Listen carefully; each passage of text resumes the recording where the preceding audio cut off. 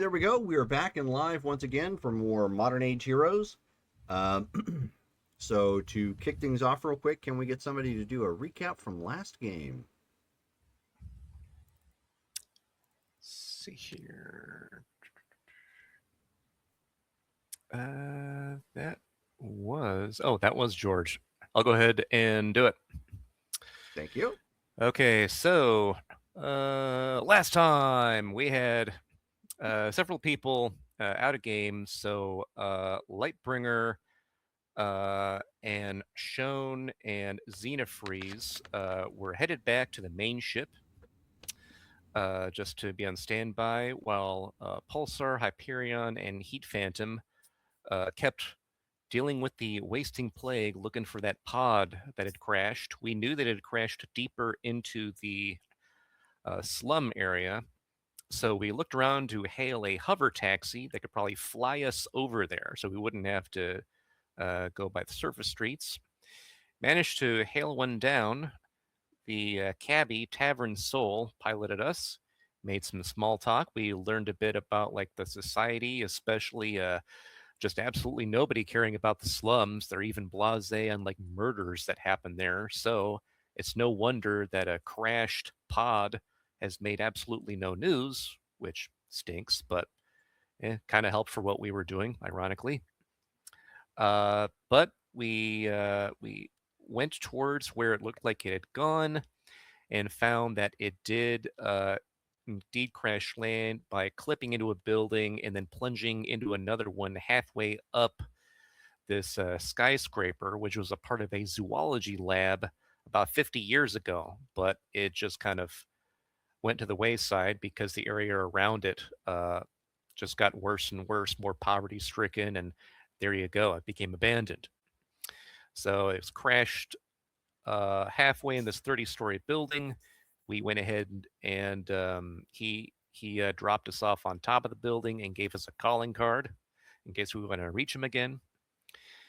We were headed down trying to find this thing, and when we split up to look for it in three different um, floors of the building, Heat Phantom had gone a little too fast and fallen, and as he tried to get up, you heard a gun and a person telling him to, like, hey, what you doing, type of thing. And it turned out that this guy was a Gaxian who had a plasma rifle pointed at him. After a tense talk and Heat Phantom getting blasted once with a stunning shot that he tanked like a champ, he then rushed into him, knocked him unconscious, and tactical jailed him to the wall, stopping the fight right away. The rest of us convened, saw what he was doing, saw that he had some advanced gear with him, including some old Dexamite tools, so he's been around.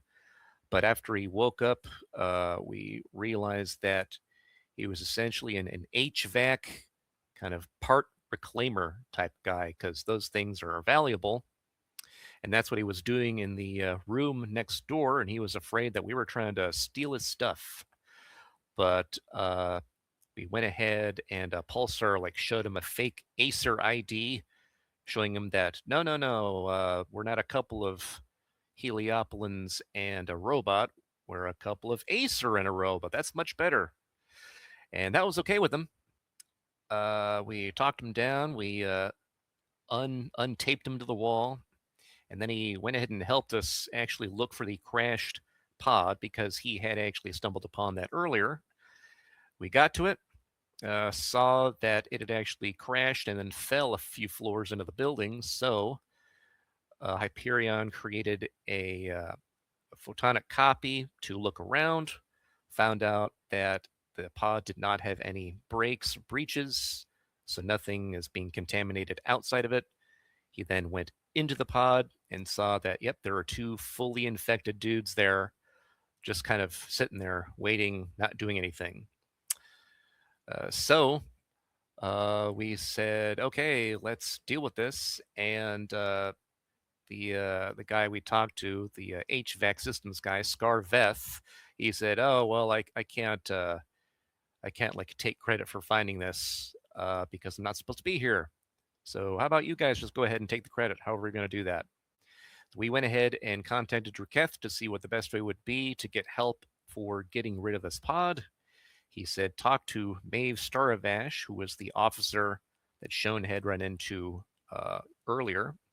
So we contacted her, let her know what was going on, and she arranged things to discreetly have the pod moved and destroyed so it didn't infect anybody.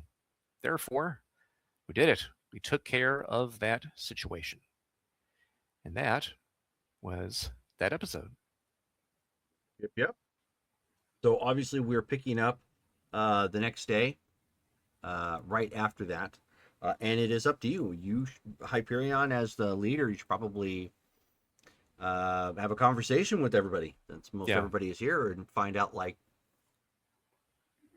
And we're still where do you in go the from here? We're still in the Valiant, and we're still like parked on the planet. I take it. Yeah. Mm-hmm. Okay. Yeah, you're still on Ihorix, in the corporate sector. Okay. And we are still when in public, I guess, well, with Shone disappearing, would I be the one that would be taking the lead in this situation now? As I'll leave that up to you guys to in character discuss. Yeah. Resident alien. Yeah. Do the Tavaxians on the ship, what do they suggest? For what? For who would be most likely or realistically be, maybe not necessarily in control, but at least in a leadership role? The spokesperson? Yeah. I think we had figured, because since Hyperion can't show that he's what he is, and that would be weird if he was the leader, when we're out in public, Xenofreeze is taking the lead because he's aware of, or at least he, yeah. And plus now you've got yourself registered with the white, what was that? Shoot, something. Yeah. That accord. So like, because of your skills, you're the lead when we're out and about. When we're within the ship, because the Devaxians know who we are, of course, then Hyperion just goes ahead and strategizes so that when we then head back outside, you take the lead when everyone's watching us again. Okay. So anyway, we're if we're in the ship, yeah, he'll gather everybody and he'll be like, well, congratulations are in order. An excellent job, everyone. We did manage to actually keep that catastrophe contained. That does, however, beg the question, why do those ships keep appearing in space? We heard about the rumors before where the wasting plague or the corrupt disease, whatever we plan on calling it, infects an entire crew and then prevents that crew from interacting with the ship, and it simply floats there until some other ship interacts with it. We've now seen how that can be disastrous, but it keeps happening. We can see about speaking with the authorities to see about potentially sending out a mass communication that if they come across a ghost ship, if you will, then not to interact with it. That could be a possibility of preventing some. It's possible. I would think that would be a normal thing that would happen. And at the same time, the issue we ran into was because of pirates, not typical ships responding to distress calls. Right. I'm not sure that the pirates themselves would be willing to accept that type of communication, perhaps thinking that it's a ploy by governments to stop their piracy. Well, with the information stated that it is a highly communicable, deadly disease in those instances, then it would be something that could potentially prevent a higher percentage of interaction. It's a fair point. Jerome, can we say that like Captain Draketh is nearby so we can ask him questions? Well, it's a ship. Yeah. Okay. Even well, if he's sure. not nearby, he's nearby. That's fair. I'll go ahead then. Yeah. He's I'll a captive audience. Okay, right. Yeah. Well, it's good like Star Trek. You just go up to the the corner of a communications panel or something, and just hail the captain, come down to wherever. He can't run Right. very far. Right. Right. Yeah. So that's actually what he'll do. He'll head to like the near com paddle, hit it, and be like, Hyperion to Captain Draketh. Do you read? This is Captain Draketh. How may I be of assistance? Captain, the team and I have been trying to ascertain what can be done about this type of instance in the future with regard to the wasting disease and its spreading. We managed to avoid a catastrophe here, but what is it that prevents other governments from acting on these ghost ships, since it seems like more and more of them keep appearing filled with the wasting plague? You would think that they'd want to act on this as rapidly as possible to prevent the spread of the disease. Governments. But what is their reasoning? Why would they Propaganda. do this? Control. I see. If If this they is out they there, acknowledge that this is an actual concern, if this is actually a thing, the Tavaxian hierarchy believes that in doing so it would send a mass panic throughout the Galactic Union. Or may interesting. I phrase this separately? You saw how effectively they were during the last war. I see. It's ironic that they call themselves a union, yet when it matters most, they don't seem to unify in times of great need. And now you see why our great federation is separate. I do. Then he turns to the team. With that said, then, it's unlikely that we'll be able to get any type of real, what can we say, teamwork from these governments. It's lucky that we had Maeve Star of Ash on our side, at least for this particular instance, but she doesn't seem to be a high government official, just somebody who cared about the situation.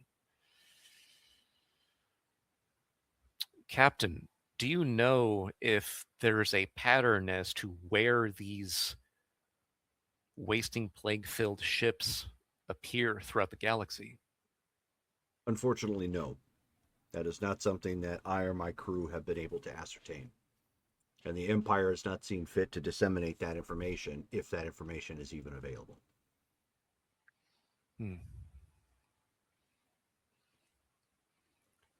Looks to the team.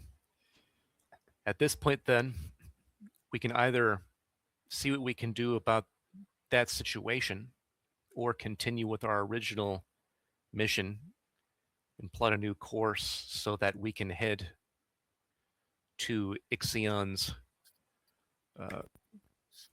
race's refugee planet to meet up with them and see if we can help the remainder of his species if they need it. While it is very important to do that, I was thinking perhaps before we leave, if we could get the flight data from the pod. I am still concerned that it was an intentional place for the pod to go. The science lab in the building that they crashed into. I am wondering if the destination was set, and perhaps if it was set before or after the infection took hold of the pilot of the pod. Interesting thought. That does make sense, especially since it seems that they're not very good at interacting with technology once the plague has taken them over completely, at least from my observations of them so far. So why would they plot that direct course to make sure that they would crash into that building? It could be coincidence, but I do not wish to believe it is coincidence, or at least I do not believe coincidence explains it completely. Fair point. We do not know at which point in time the occupants of that shuttle lost their cognizance. True. We know that the It- spread of the disease is extremely rapid, however, so it was likely sooner rather than later. yes, but it still does not say whether or not they obviously were heading in in that direction, um, and whether they put in those coordinates immediately or upon entering the atmosphere, or sooner than that, it's hard to tell, perhaps even impossible. One thought that did occur to me because of what we're describing here is they may not have fully realized the virulence of what they were dealing with. As the plague was starting to take them over, perhaps they were trying to go somewhere that they thought in desperation could help them. Where better than a building filled with perhaps medical technology that could help, but they had no idea that they'd be taken so rapidly. Well, the answer to that would have been to an active hospital or other medical facility. However, they were pirates. Would they be seen as being worth treating? My thoughts exactly. Or would they have been turned in? Captain Draketh, do you know if a space pirate were injured and then headed to a hospital on a planet, would they be treated as a civilian or would they be incarcerated or both? That depends upon if they have if they have committed crimes in this system or in any that's interlinked. If they're wanted in other star systems that have a strong enough right, they could also be deported. I see. Well, then to But Heat Phantom's point, getting the flight logs may provide at least a clue if they're still available. it still does not make sense to me if they were pirates and were concerned about being arrested. It still does not make sense for them to go to a 50-year-old science lab out of date with no personnel to assist them with whatever infection they may have thought they had. Unless perhaps one of them had medical skills and training. Fair point. We are unfortunately missing information. Captain, do you know if the flight logs would be available or have they already gotten rid of with the pod? Given the fact that this has been covered up, any trace of that pod has likely been destroyed. That makes sense. Unfortunately, we're reaching some dead ends on this particular quest. Unless anyone else has any other ideas on how to pursue this particular venture with regard to the wasting plague, then we might want to continue with our original mission. Well, it is true we achieved our objective in so far as preventing the spread of the disease. It is not necessarily our place to investigate it and track it back, but And on the lighter side, we have also, at least to some degree, educated and made aware some of the authorities, whether they be corrupt or not. They've been made aware of the potential of situations such as this. True. That may be the extent of what we can do right now at this point in time, unfortunately. Any opinions from you, Lightbringer? At this time. All right. Captain, I believe we're done here in Ihurix. It's time to resume our original course. Very well. Then he issues a command for everybody to get to their stations. The ship is now leaving. You can hear the engines at this point powering up.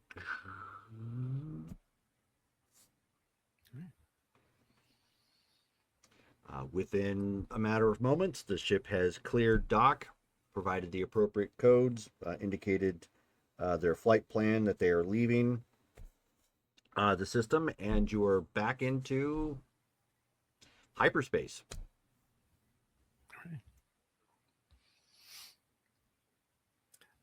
Do we have an ETA for our destination? Where are you going specifically? Let's see. We are going to the planet where the refugees of the Salanth race were taken. Pull that up. That's right. We have a map. Yes, you do. Pull out the map, Dora Explorer. The map. Zwabos. Yeah. There you go. Zwabos, in what used to be Selthan space, but apparently has been absorbed by the Gaxian Confederacy. Correct. Yeah, so whatever smuggler's path we were using to try to limit interaction so that we can get there without alerting people of what we're doing. Gotcha. Okay. All right. So why don't you roll for the navigator at this point? Go ahead and roll according to an RM30 in the chat. Okay. Would the stellar cartography talent give me a boost to that? Yes. Sweet. Okay. Okay, so then it would be IN 40. Oops. Oh, wait, that's right. We're doing this. Oh, it's the same.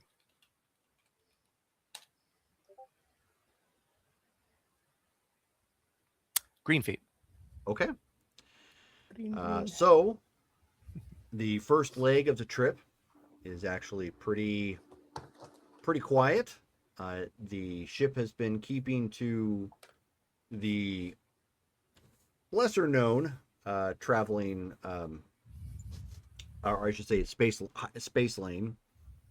At one point, you end up hearing through the ship that they have passed through the Zapatera sector of space, and at this point indicate that we are now officially within the Gaxian Confederacy territory. Excellent. All right.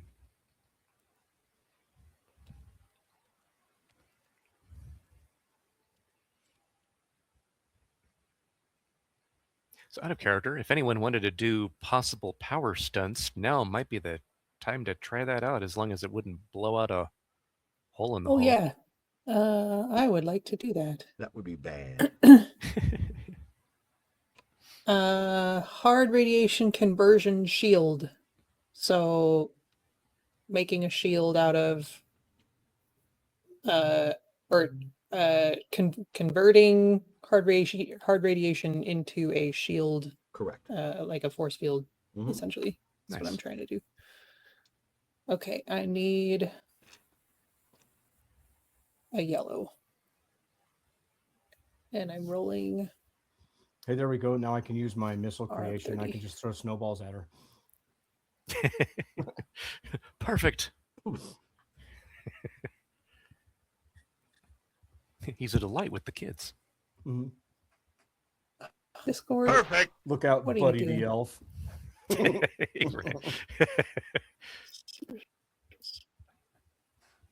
He ain't Oh got wait. nothing on me. Yeah.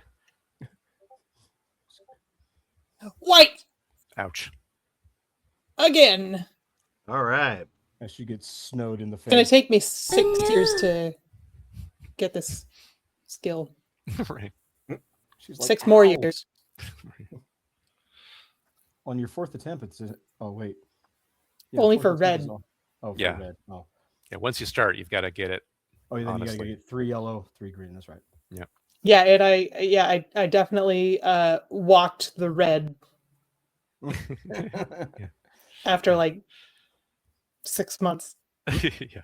So, Okay. Here we ship- go again. So the ship is still flying, obviously through space, keeping to these smuggler space lanes.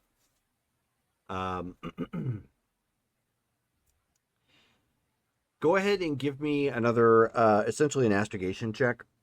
Okay. Same setup. Yeah.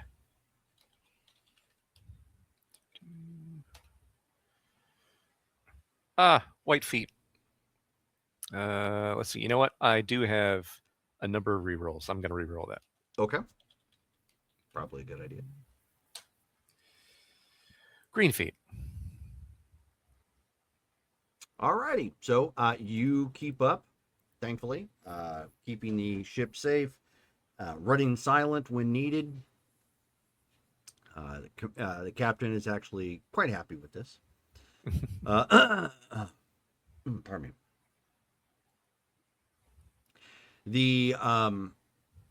You end up eventually dropping out of hyperspace about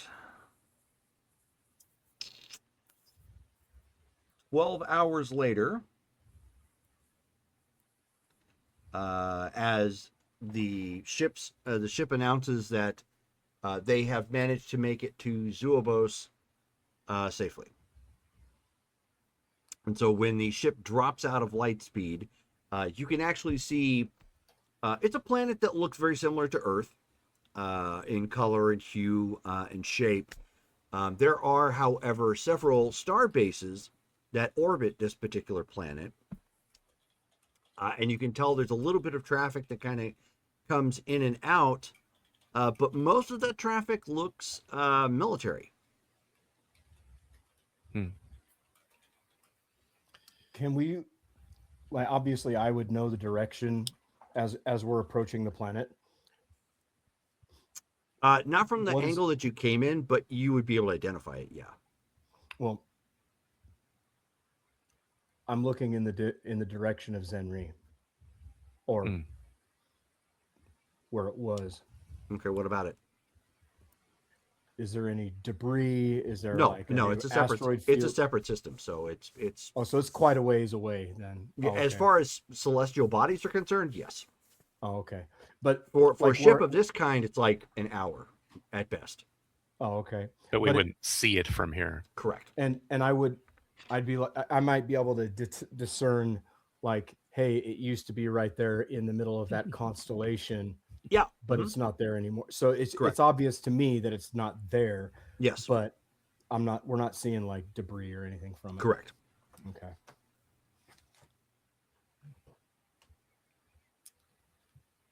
Captain, do the military vessels appear to be Gaxian? They are. He says they are. There are also several here from the Union itself. Hmm.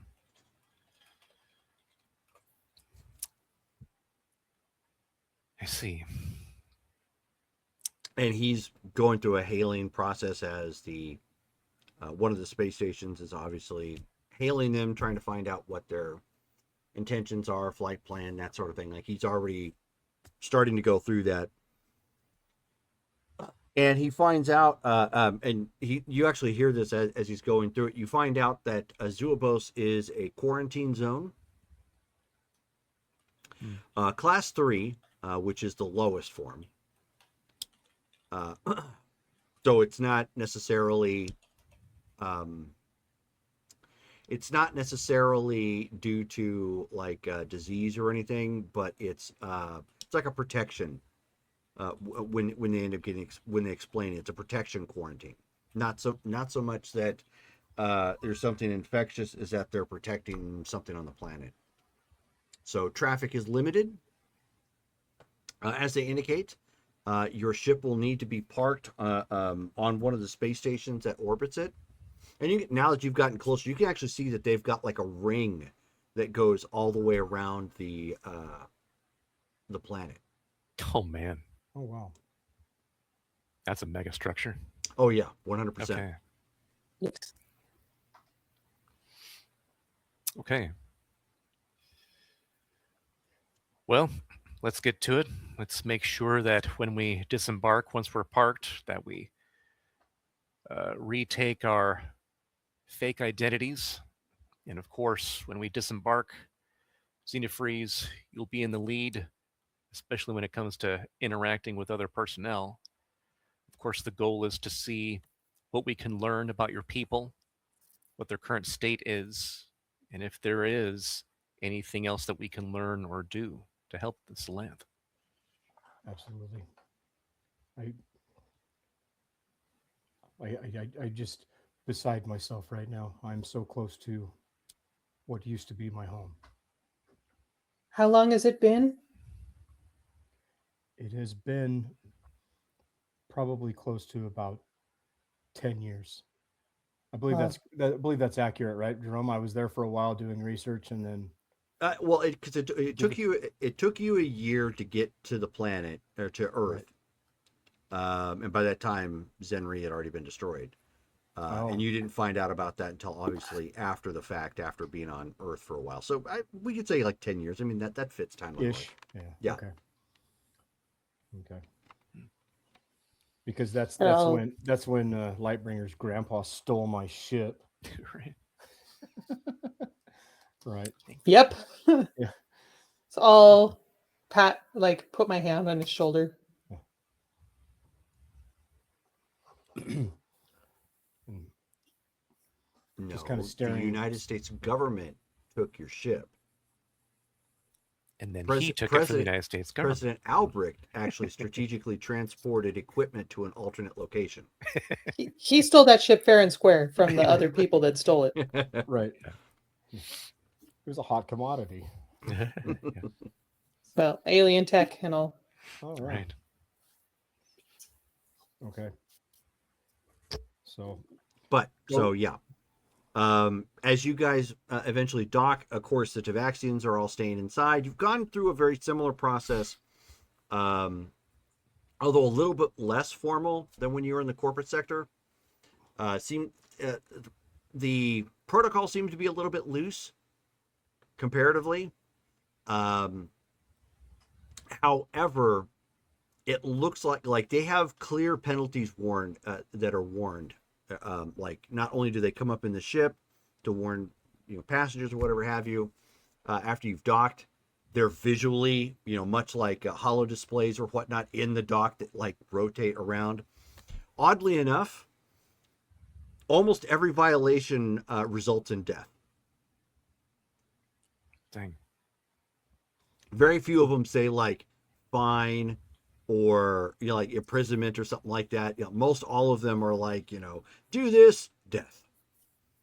Do that, death. what types of things is it? Like, I mean, What infractions lead to what death? infractions? Yeah. Like- Honestly, if you go above pickpocketing, it almost every it's that draconian. Like they're very serious, and you get the opinion that this is a military facility that has like a small wing of it basically that's for commerce. Oh, and the other thing here is that most of the facility, as you guys have docked and whatnot, it doesn't look as clean and spiffy as the corporate sector, but Right. pretty close. And of course, the captain would tell you that this ring and most of the other defense emplacements were actually installed within like the past 10 years or so. Captain, is this facility something that you have visited before? He shakes his head. No. This is our first time being here.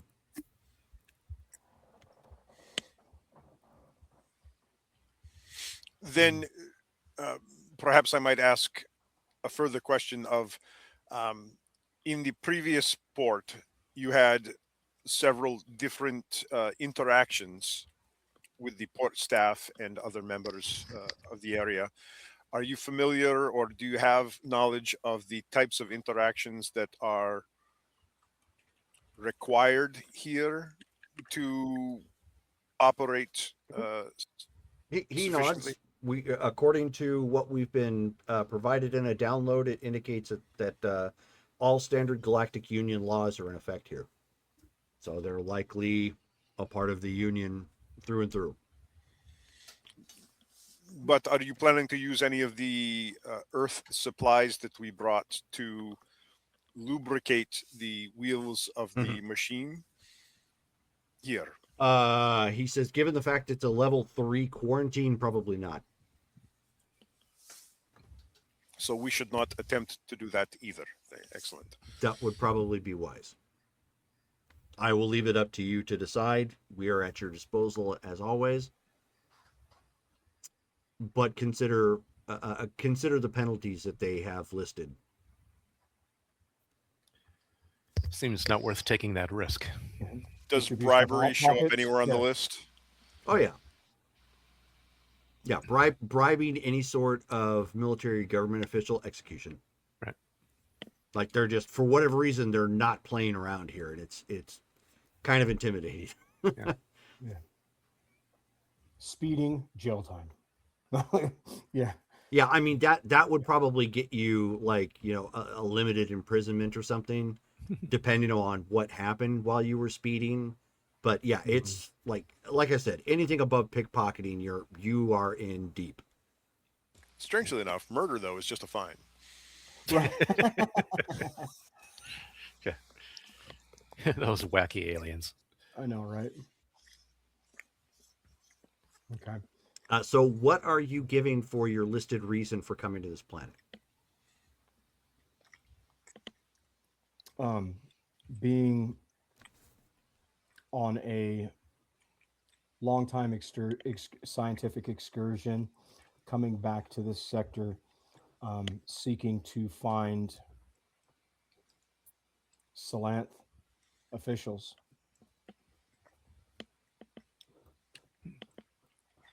Okay, It's so true. you might I mean, want I to would have summarize say that. where. So, been on a scientific excursion. And keep for in mind, many you guys years. have fake IDs that indicate you're with the was the White Accord, or we indicated what it was? White Lattice The Accord. White Lattice Accord. Yeah, there we go. Right. And so I've been on we've been on a scientific and medical excursion for approximately I've been on it for about 10 years and collected this crew, serving those who we can assist with various maladies and, you know, sicknesses and whatnot. Kind of like, basically kind of say that we've been on a galactic, you know, American Red Cross type mission around the galaxy, in so many words. You're going to give them the Sally Struthers treatment.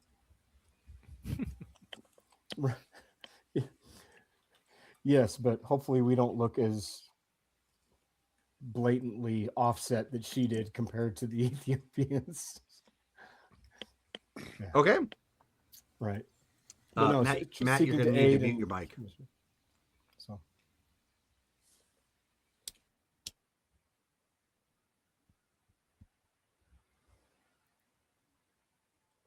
Okay. Anyways, so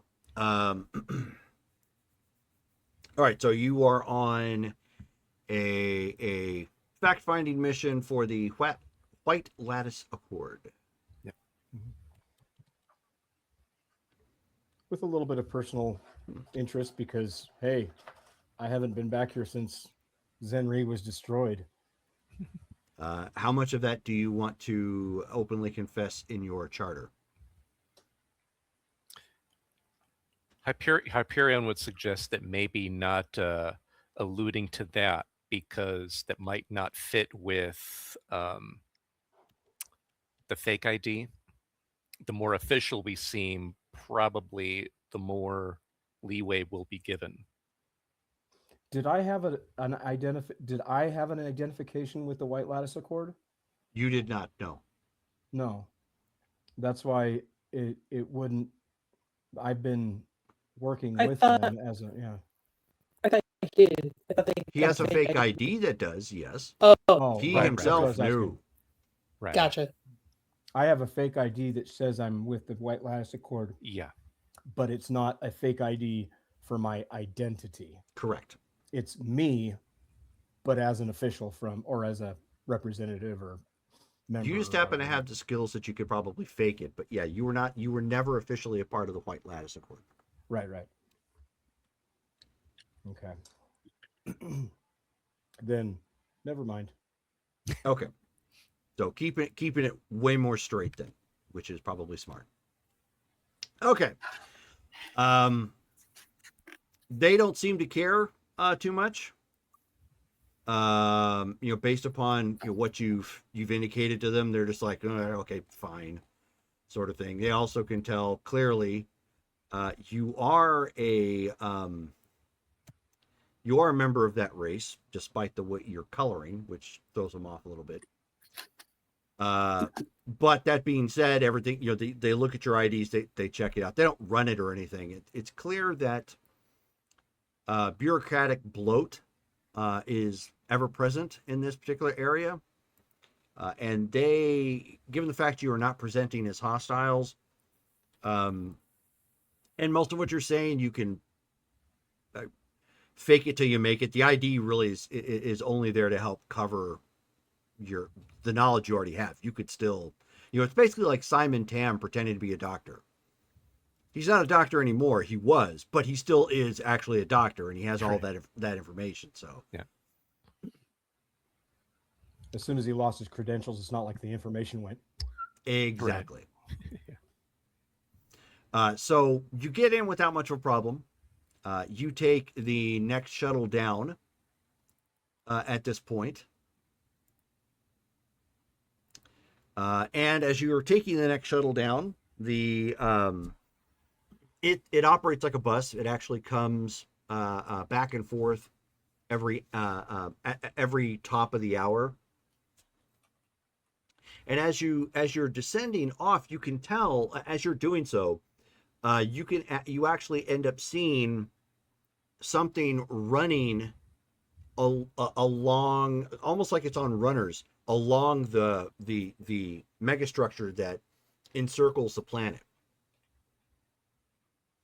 And as it reaches like a certain point, it never stops. It seems to be like going constantly. But as it gets to a certain point, it seems to be like releasing large units of cargo. And then they end up like coming to a stop at certain ports as it keeps going. And it's like a gigantic it's like a gigantic, almost like a train in a sense, but it only goes around. And you can see that it has something that connects to it that actually goes all the way down planet side. Oh wow, like a physical thing that goes from the ring to the Correct. Space elevators. Nice. We should figure out how to make that.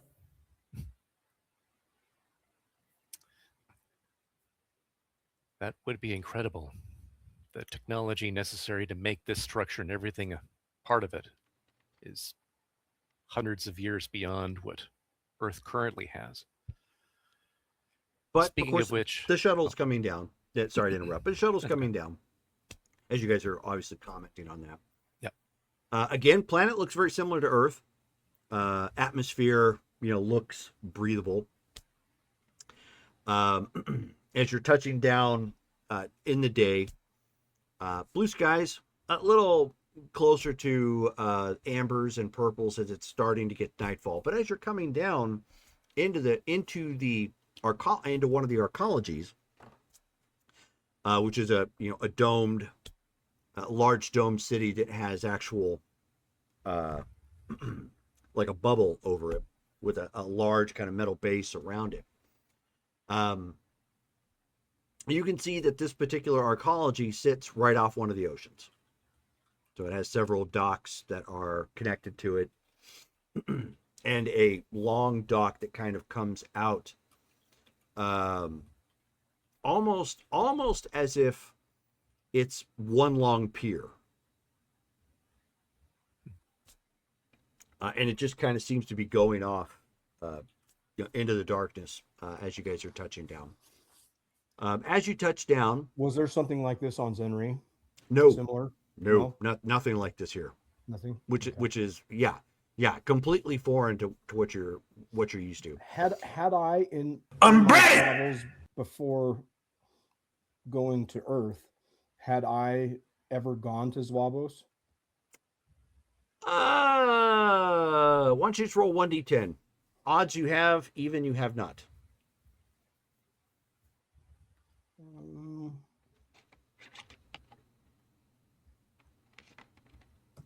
We'll leave it as a toss-up. Oops, not roll. Just It R. is, and it is very unprinted.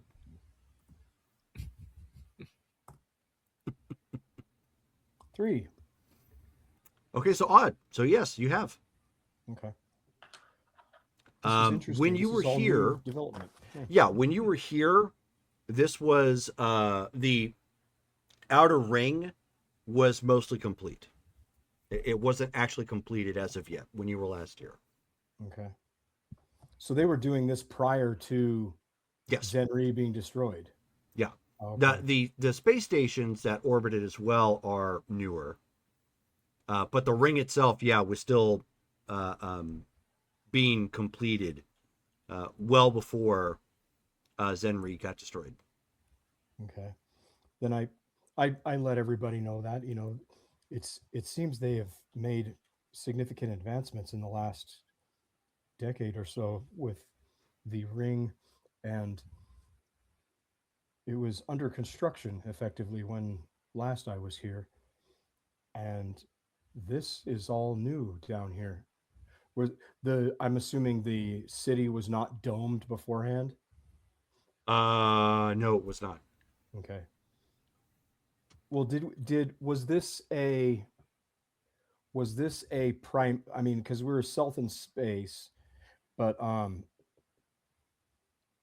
was this obviously there's much more beneath the surface of the waves.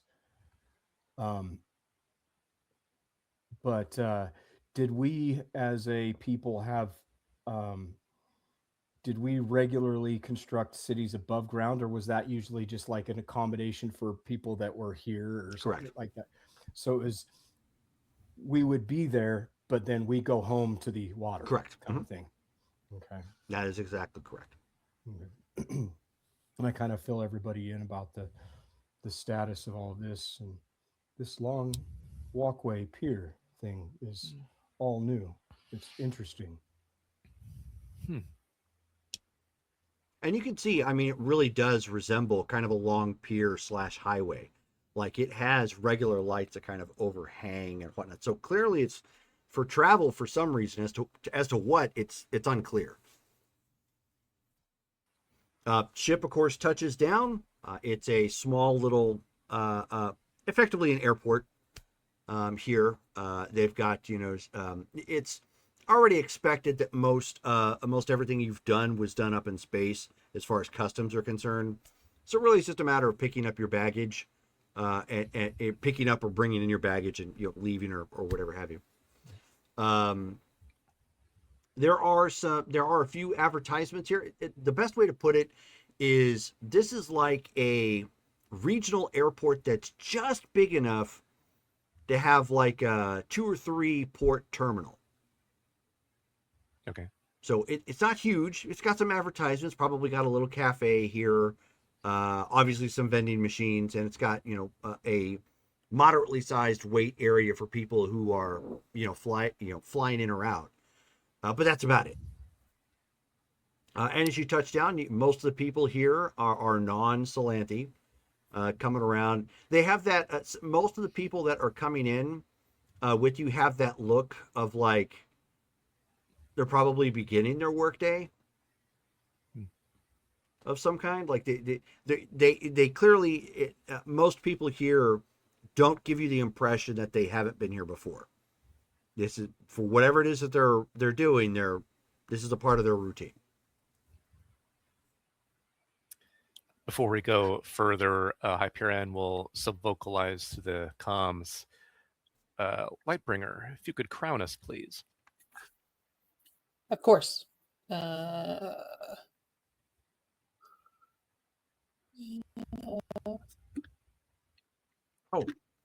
dang it! Speaking of which, I need to watch the last Green. Pendragon cycle.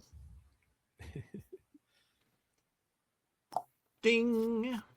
Nice. So everybody feels that mental reach out and touch you sort of thing, and you're all telepathically interconnected. Testing, testing. 1, 2, 3. Excellent. Sibyllus. Out of character. Doo-doo-doo. You have reached a number that has been disconnected or no longer in service. What in the heck? Gotta fix that. All right. Oh, wrong number. Dang it. You only speak the telepathic language of failure. How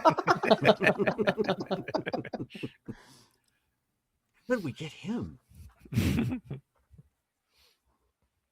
Okay, so I mean, you guys are here. You're dressed up, appropriately, and occasionally you hear like a chime go on in a couple of different languages, letting people know like status updates. I'm dressed appropriately. Mhm. I'm not. Okay. Oh, Gonna Mickey Mouse it. Oh well, I've still got my my uniform tucked away. But so then through the crown, Hyperion will go. We might get the best success if we can find at least a large contingent or at least a grouping of your race. Anybody who can fill you and us in on what's happened during the past decade with them. yes, I wonder what would be the best way to go about that, considering the changes here in the environment. And with the society, this looks similar to what has been before. There has been, commerce and trading from what we had mined and harvested from the seas, but nothing to this extent. And of course, not with the military presence. If I understand correctly, I believe you have related to us that you are on Earth because of an official study mission. Is that how I understand it? You're It was an unofficial biological study. unofficial. Okay. I was considering you may just Especially wish to return considering and that I could have provide your been- report. Especially considering the fact that the soul sector was highly off limits. I broke that simply because of my heritage, our heritage. Understood. Well, let's see if we can find a means of locating where your race lives. Do you think we'd have a better chance of finding that if we head further towards the water, perhaps down that pier? Perhaps. I know there is only, 3 of us in our party that could actually traverse that area. Because I do not think that anybody else can survive underwater. Well, we can see if they perhaps have some sort of submersible conveyance when we get there. If they don't, we'll see what we can do. Yes. Okay, so you step out of the airport. You can see that there are several what appear to be like hover cabs waiting for some people. Maybe they called ahead or whatever have you. They've got rides set up. There's a parking lot that has several vehicles off the side, and there is a rental shop here. A rental shop? Yep, it says Pavis. Pavis, rent a shuttle. And then there's Penterprise. Next. Oh. And what can we rent? Is it scooters? Is it Oh, you'd have to go inside the rental office to find out what they have available. okay? So no vehicles specifically outside, like racked up or anything. Not as far as you can tell. They wouldn't have like a brand name on the side. You could be looking at them and not really know it. They might have their parking lot elsewhere, similarly to. Go to lot B. It's on row A, 16th, spot 16. So then Hyperion through the crown will be like, that establishment might have the answer to the question we just had. If they have some sort of submersible, we could simply use that. Let's take a quick look while we're here. Okay, so you come walking in. There are two Salanti behind the counter, both of which are wearing clothing. One is wearing a one is wearing a cap that actually has like a little hollow display that kind of goes around the hat. It just says "Welcome to Pavis." In the Galactic Commons.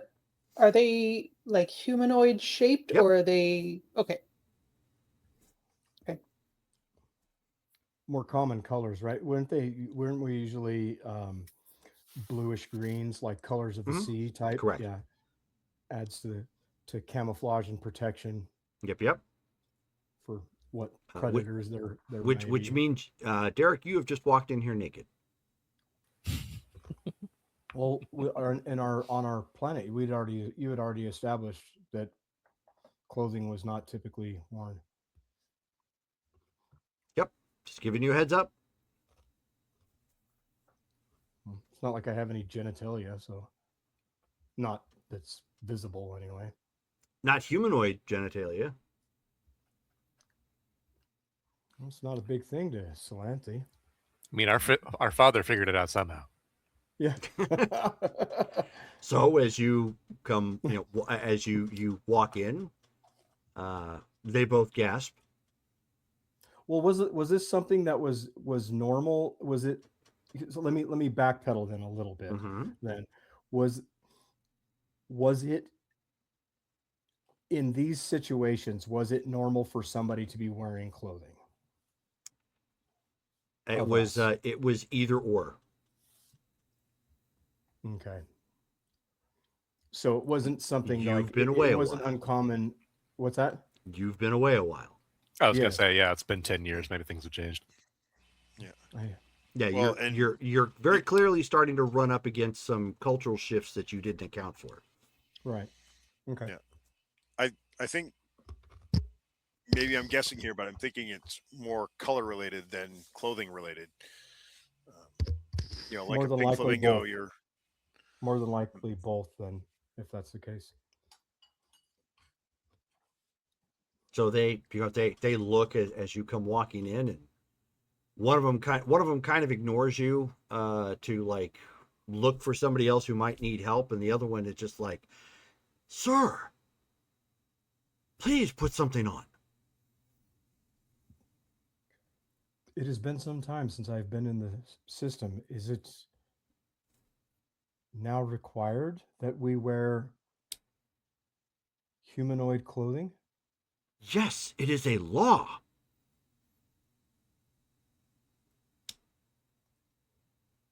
Duly noted. You would not happen to have some handy, would you? I don't want to be like all of a sudden just now I look clothed, He says, "You should have obtained something in the gift shop then." Oh my. Would you happen to have something that I could borrow? And so he Temporarily. yeah, he like looks around and he's like, most certainly not. And as you guys start to realize you unfortunately stepped into a cultural snafu, Heat Phantom, as you glance around, because your head's always on the swivel anyways, you're just very military minded. You can now see that there was a Gaxian outside that's being hailed by somebody, and they're pointing over in this direction.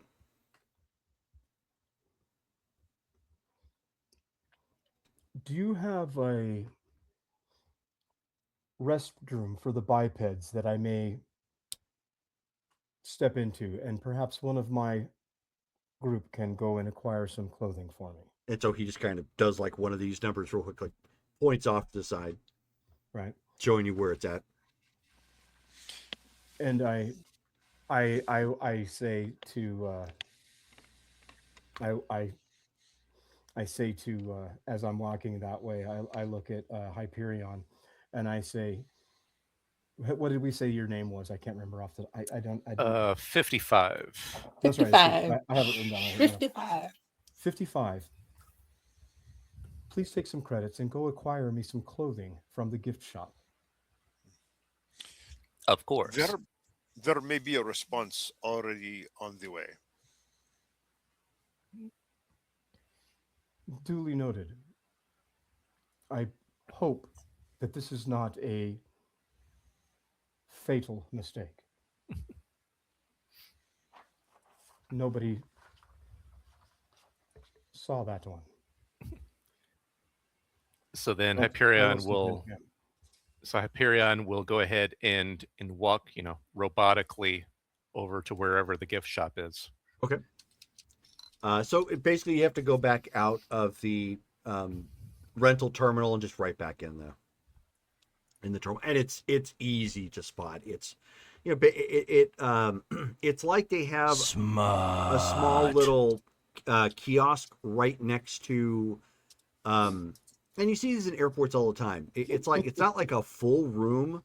It's like kind of like a half space. Where they've got maybe just like 2 shelving units and then the walls are kind of lined with stuff. It's a very similar kind of vibe with a small little kiosk right out front for additional items for sale. But that's Okay. really the only thing that they have here. And when you walk across and you look, they have the equivalent of like what you would normally find tourists for, like a shirt that says, welcome to Phoenix, that Yeah. kind of thing, or established blah, just kind of kitsch. I went to Zuobos and all I got was this lousy T-shirt. Yeah. Or maybe like a famous restaurant or something that's on there. It's all like very basic stuff. Okay. So then, yeah, he'll go ahead and find as long as there's like a shirt and pants, and then maybe if there are like shoes or something, he'll just get whatever seems like it'll match his brother's general humanoid size. Okay. The benefit there is you don't have to worry about size per se. Xenophrys can kind of adjust. Right. So you get something you think is probably going to look good up against his silvery skin. Yeah. Go ahead and Brings out my non-existent eyes. right. Ew. As the rest of you are in the terminal, the rental terminal, and just kind of waiting, 2 beefy-looking Gaxians come walking up. They have pistols at their side. They're not drawn, but they look very much like security forces. They've got badges. They've got some extra armor on. Very much like you would find like terminal police at a regular airport. And so they look specifically at Heat Phantom and Lightbringer, and they say, "Show me some ID."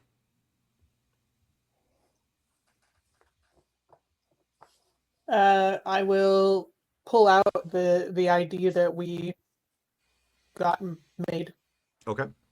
and flash it to them. Okay, so they take it and Same. Yep. they start looking at it, and one of them kind of sneers. It's like, ugh, easier. What's the problem, sir? Nudity. Oh, Public Uh, disordinance law. A simple misunderstanding that is being remedied forthwith. And so he kind of like looks around, and the guy behind the terminals kind of points over to the bathroom sort of thing because he doesn't want to get in any trouble. And so they end up citing some law that there's no way you would have had a hope or a prayer to have known, but they cite it verbatim, you know, the title and code and whatnot. And they say, and basically they tell you that all sentient creatures, due to potential public disturbances, must be clothed at all time. Nudity is not tolerated. Uh, Can I hear Thank him you. speaking while I'm No, you're standing there? you're in the bathroom. Bathroom has got bathroom has the equivalent of Galactic Kenny G. He's inescapable. Yep. That's not Kenny G. That's Star Wars. You know. That's Cy Snoodles and the Max Rebo Band. Thank you for informing us, sir. We missed that part of the orientation when we came on planet. Sure. Just make sure you keep your pet on a leash and make sure it's clothed. Yes, sir. Thank you. And then they see the 55 come walking back with some clothing. Walks over to the bathroom door. Knock, knock, knock. Open. The two security have stepped away. They're up by the front of the door, so you're free to interact Okay. as need be. Yeah. They're Past not on the, top of you. Past the bag o' clothing through the crack in the door to Right. the brother. So Oh no. he hides behind the door. So Lightbringer will relate the ordinance through the crown. And through the crown. Well, now we know. I suppose that does make sense. Interesting what his reaction was. The fact that he Yes. was referring to Salanth as a pet.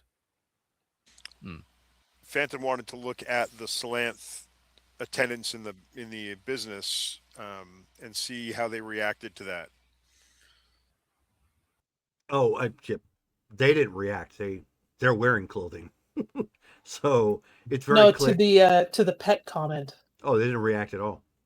Okay. And I didn't hear it, so. We're gonna get dressed. Yay. Okay, so you come walking back out with your touristy costume on. Yay. Okay. And once they see that it looks like it's alleviated, they turn around and they can't be bothered. They exit through the front door and go about whatever business that they had. the guards or Yep. the security. Yeah. I'm just glad that they didn't throw us in jail, Yeah. like True. has been happening before. That could have Perhaps gone a lot they've- worse. It is interesting that the laws here are so strict, but they did not apply them as strictly as the laws might suggest they would. I go up to the counter and I say, with this understanding, I say, are we still required when we go to our homes? So they kind of look back and forth and they say, "Who is we? What are you?" When you go back in the water? But so that the one who had been helping you, the other one just doesn't really fully understand and spaces off. The other one looks at you and he's male form. He says, "We don't go in the water anymore."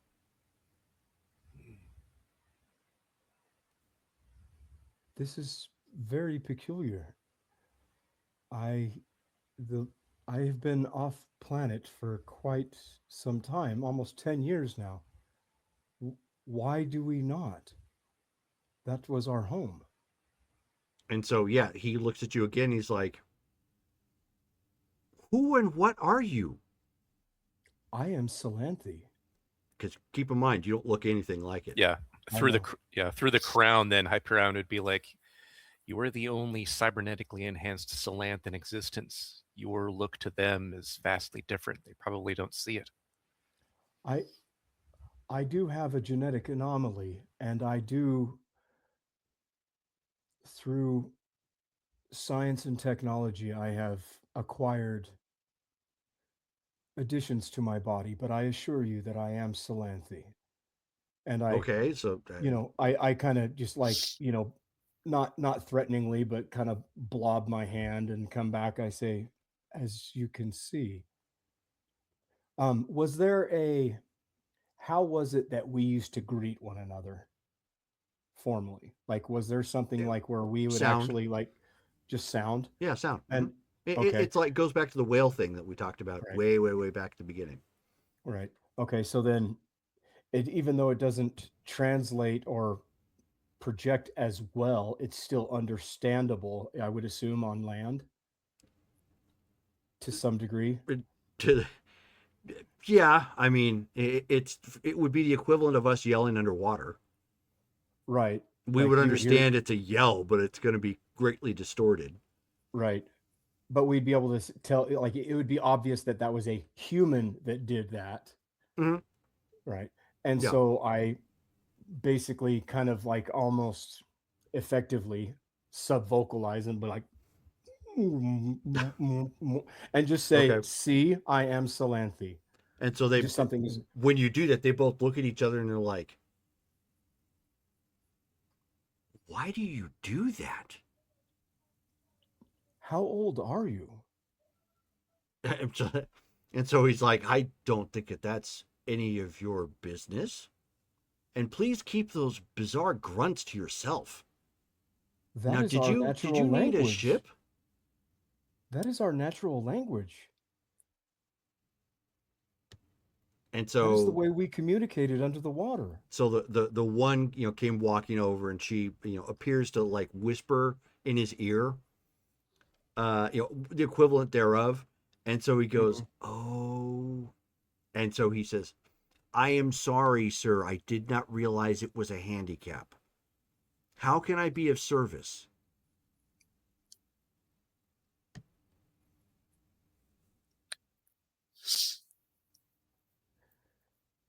We need to rent something.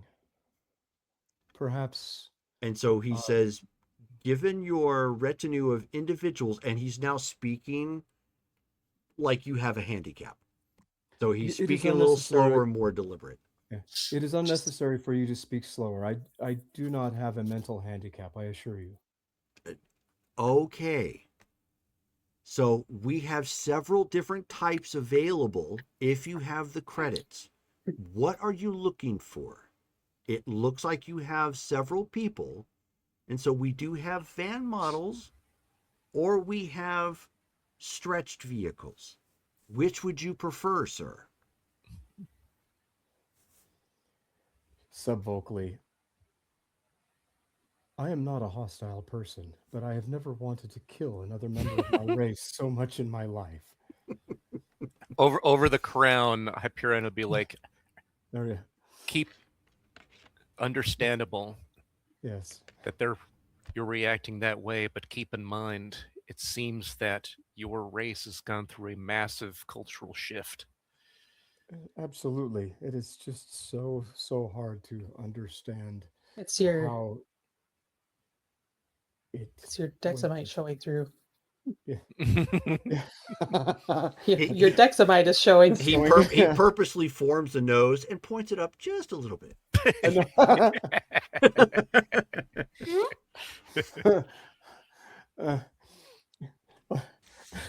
Your Dexamite is, and so suddenly there's a hand that out of character. There's a hand that manifests out my back towards Lightbringer that goes, Over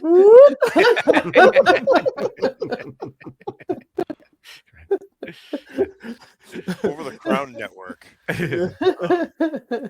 Phantom would ask, I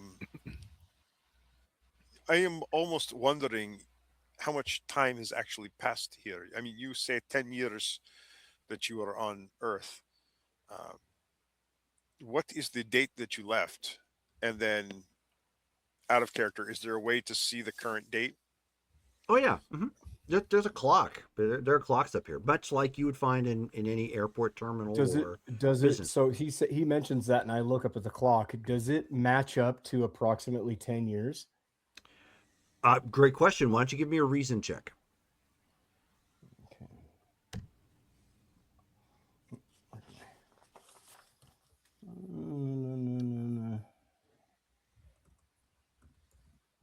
Oops, not rule. Roll.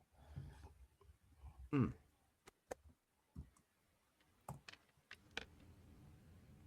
Red. Nice. Okay. Oh, 100%. It does. It's 97. Yeah. Yeah. He can read a clock. Yeah. It does. Yeah. You have to do some mental gymnastics to make it work, because obviously not all planetary bodies go around their orbits at the same time and have the same type of solar cycles and whatnot. But once you sit and think about it, yeah. So this means Okay. something happened in a whole generation that potentially drastically got changed. This is so. Over the Crown, should we get a stretch or a what? Do the conveyances have the ability to go subsurface in the water? No, sir. like- None of them can go underwater. That would be a separate type of vehicle. And you need special license to do so, which we don't provide here. Thank you. Just get the van or whatever's cheaper. Yeah.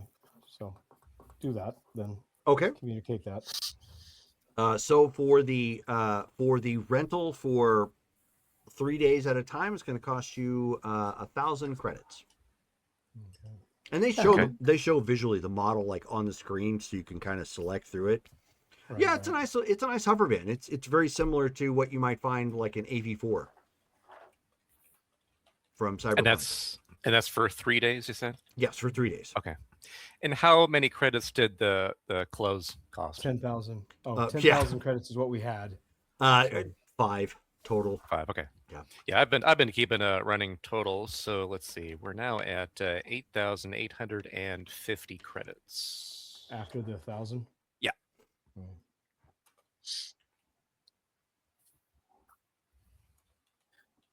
Hmm. I'm gonna step up to the counter Okay. as they're finalizing that, and I'll say, "Pardon me, we are interested in the history of your planet. Is there any kind of a museum or a welcoming area for visitors that would talk so about that?" At this point, he taps something on the side of his head, and he, although you don't understand it, he sounds like he's greeting you in Norse.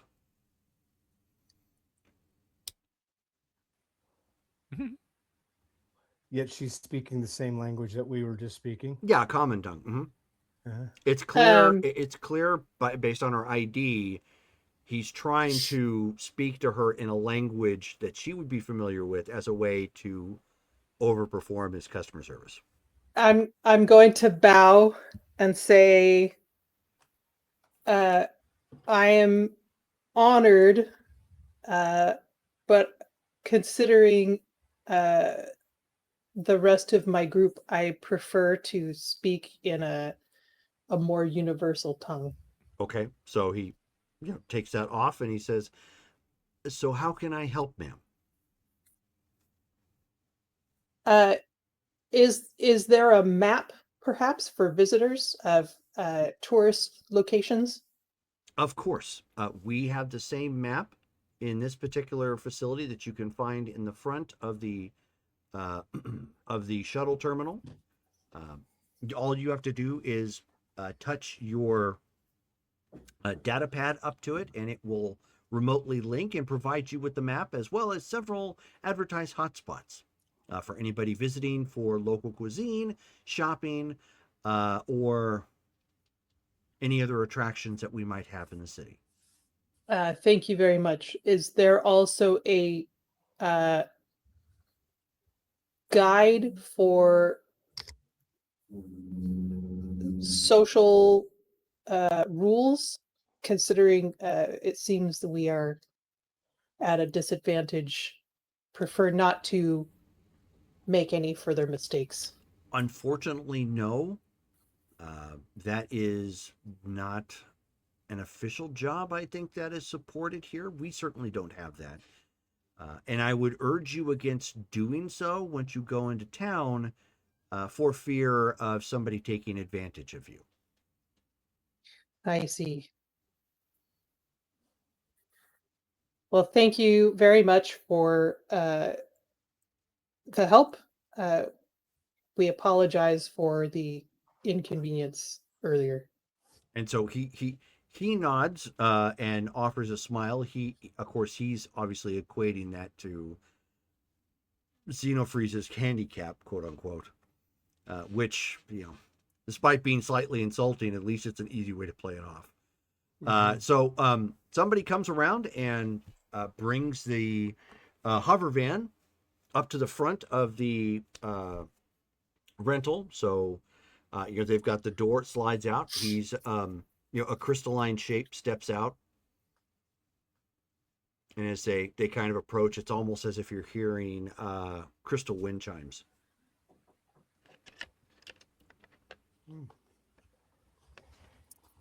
Is a Citramite. citramite, yeah. Mm-hmm.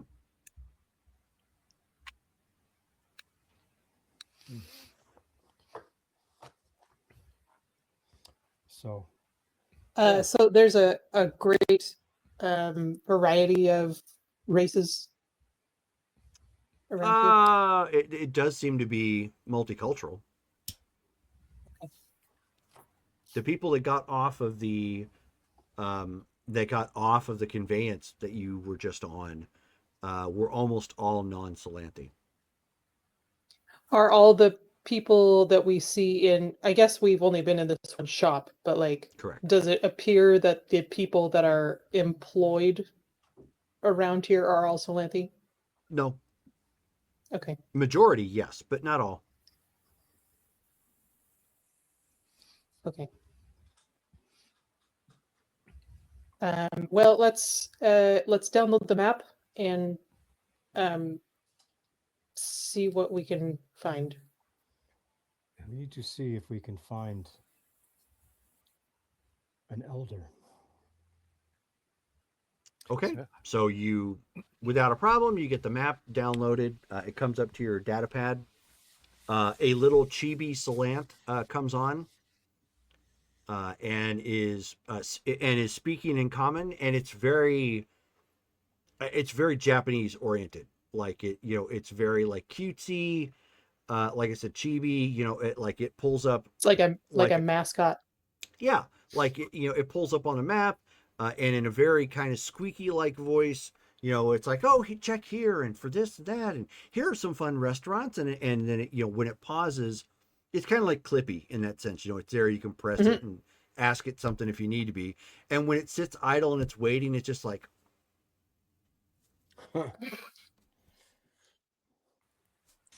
If this were Earth, and we had a situation where the Salanthi were displaced from their home, I would think there might be enclaves or reservations for the people.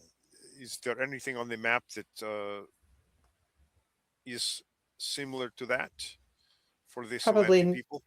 Probably away from the tourist areas, right? So let's look in the non, like maybe the slums or something, like Does we the had map on the other place. Yeah. Does the map show areas like beyond just the commercial zones? Nope. No. Okay. No, it's just primarily for the arcology here that you're seeing, which is big. Imagine a city the size of Los Angeles in an arcology, Wow. Okay. big, and Eh, on top of itself, layered and whatnot. Does it seem like this entire arcology is a commercial zone in and of itself, or do people seem to live here as well? Well, you haven't gone in yet, Okay. but when you do eventually start driving in, no, it looks like it's a full living, breathing city. It's not just one commercial setup. Gotcha. And in fact, when you start going inside, all the buildings in here look very low tech. Not standing in stark contrast from the corporate zone that you just came from. All of these could, despite the fact of how they're designed, could probably pass for building designs on Earth.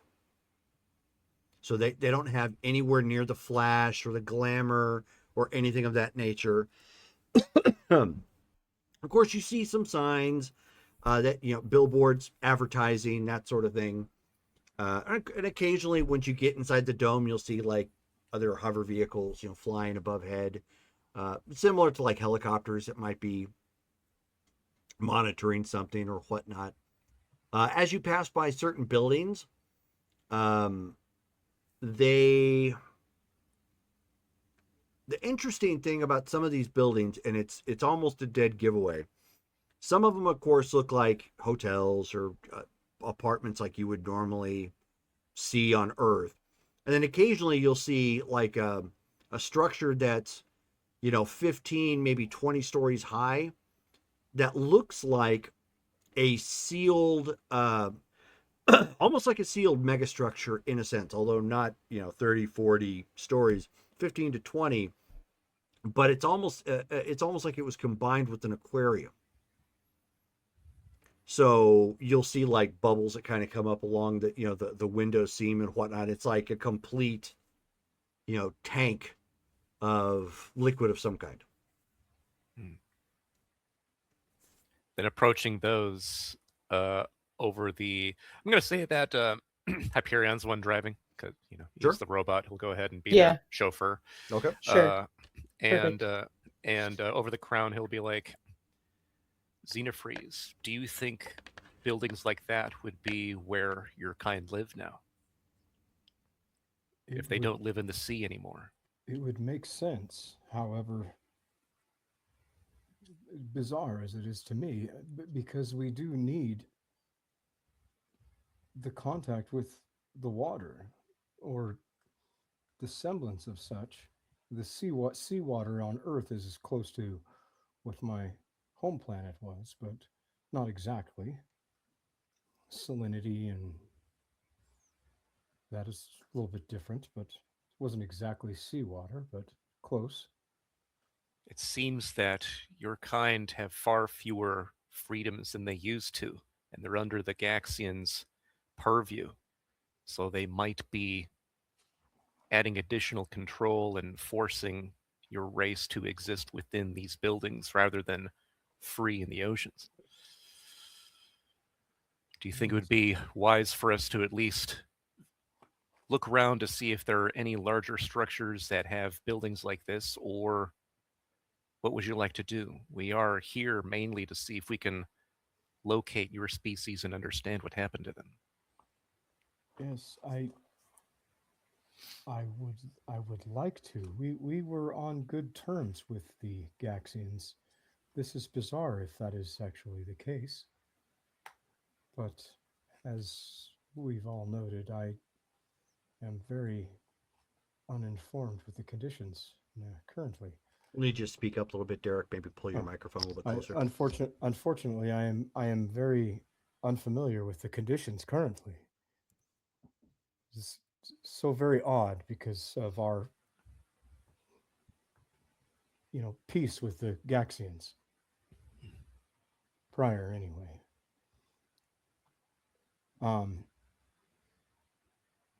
Is there like a door to the to these? I'll call them apartment buildings, apartment aquariums. Yeah. Yeah, it's got a lobby. Mhm. Okay. It is kind of interesting, like the fact that it's clear that, and some of them are black, like obviously, maybe sleeping or whatnot. But imagine, like when you walk by big apartment complexes that are, layered like that in a city, but imagine it had a water effect on the inside of it. Yeah. It is kind of pretty, given the fact that some of them are probably watching TV or whatnot. So some of the windows have like an interesting glow, and some of them just have like a basic kind of blue, and some that are clearly dark because, either no one's home or they're asleep or whatnot. So it is kind of a unique kind of feel, but it is very, very different than what you experienced. Right. And it was nothing like this the last time I was here. No, the arcology was here, but yeah, not these buildings. No. Yeah. Um, do I see, obviously, to a non-Salanth, it would be, um, you guys all look the same kind of thing. Um, but do I see an older Salanth? Not out on the street. No, you'll probably need to go to like someplace that's open that has people, like a restaurant or a bar or something like that, to try and communicate with somebody. I mean, this place has a regular lobby, Right. but it's also customer facing. Right. So, which means it's obviously not going to be first walking in. Right. Right. But you're not going to meet anybody, not at this hour, for that type of conversation. Right. Um, go in and I'll walk in the lobby. Okay. So you pull over and find a parking spot here. Yeah. Try to see. So I wish to go inside and see what information I can glean from how long these buildings have been here and what the conditions are and such. So I'll stay in the car if need be. very well. I'll go in there, and is there like a front desk, if you will? There is, but it very visibly has a closed sign on it. Oh, closed sign. Mhm. Oh, what is there any other signage or notice to residents or anything like that type scenario? I mean, yeah, for the people that live there, yeah. Listed office hours, that sort of thing. Oh. When rent is Is- due. What time are we? Is it evening and morning? Oh yeah, Like, it's evening time. You guys were touching it's- down when the sun was setting. okay. So I misunderstood you when you said there wouldn't be anybody there. I was thinking there I'm ready. a bar or a nightclub or something like that. I misunderstood that way. Then I'll come back out and see if we can. Is there something like that nearby that I can see? Oh yeah. Hmm.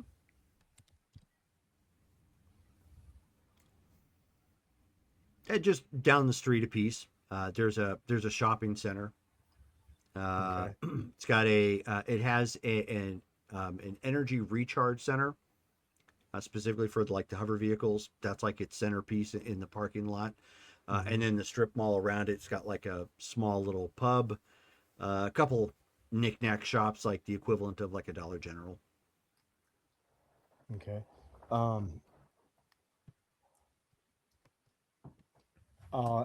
See, we could go down here and see about getting something to eat and see what we can find out as far as information about the area.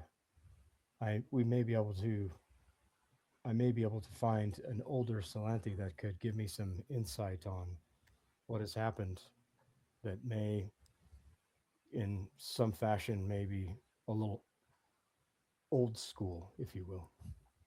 Good idea. We'll head that way then.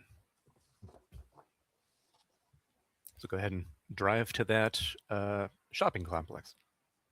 Okay. It's down just a block. Actually, oddly enough, things here operate very similarly to Earth. There are light systems that you have to obey. Not the same colors, but it's pretty easy to check because they stack them in the same order that you would see on Earth. Which orange is go. All right. This kind of bright fluorescent green is stop for everybody, but very similar. Like I said, buildings and the look and feel, aside of the fact that your planet thousands of light years away from Earth has a very kind of inadvertent Earth vibe. Yeah. And it's nowhere near as high tech or flashy looking as some of the other places that you've been to or seen. But you pull into this shopping area, and I mean, with the exception of the fact that none of these people here are human, I mean, the interactions are very similar. People are loading their groceries in the back of their vehicle, or coming or going or whatnot. I mean, it's all kind of calm and casual. As we traveled, how many of those aquarium buildings do we see? You only went a block, but you can see from where you guys are at, there's obviously the one you just passed, and you can see that there are about 3 others near this particular area. All of them have a very similar look, not only cosmetically, but upkeep wise. So maybe you guys are in what would pass as a good neighborhood. Okay.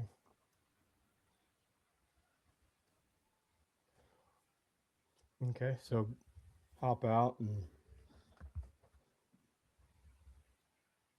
do I see some of my local fare that I would normally have eaten back in the day? Where are you going? Well, as we're I guess we wouldn't be going in the store then. I guess we're going to like the club or bar or whatever. Okay, the bar, sure. Okay. It has something printed up in a language you don't understand. Obviously, it's probably the name. It's got some neon lighting to it.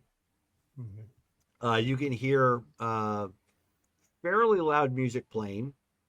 Way more synth-like in sound. But as you walk in, it's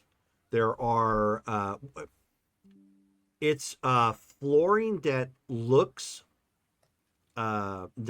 kind of like a mix between wood and coral.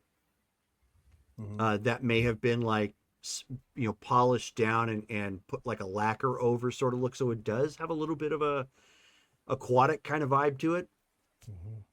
Mm-hmm. There are pictures of what appear to be like aquatic race vehicles on the side. Like, this place probably at one point in time was very big with racers in the area that raced over the open oceans, in Wipeout like video game sort of, vehicles. And there is what looks very similar to an old timey jukebox. But it appears to be encased in water, so it has kind of a bubbling effect to it.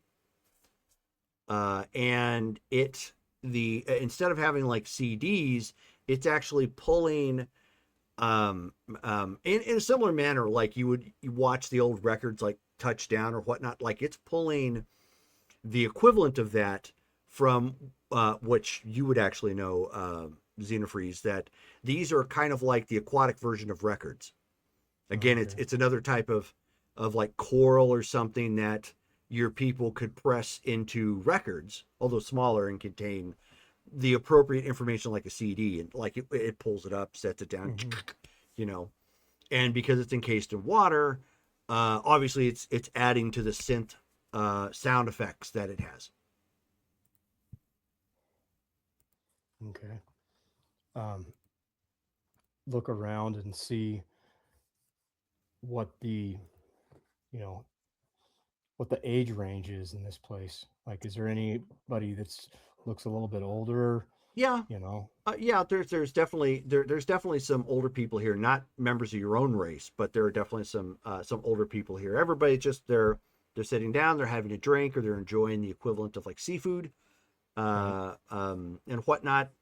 And as you're standing there, a woman comes walking up. She's got kind of brownish skin, looks human. She's got nice big earrings, around her ears, not gauges, but like actual, like decorative ring, but solid, almost copper like, in a sense. She has on.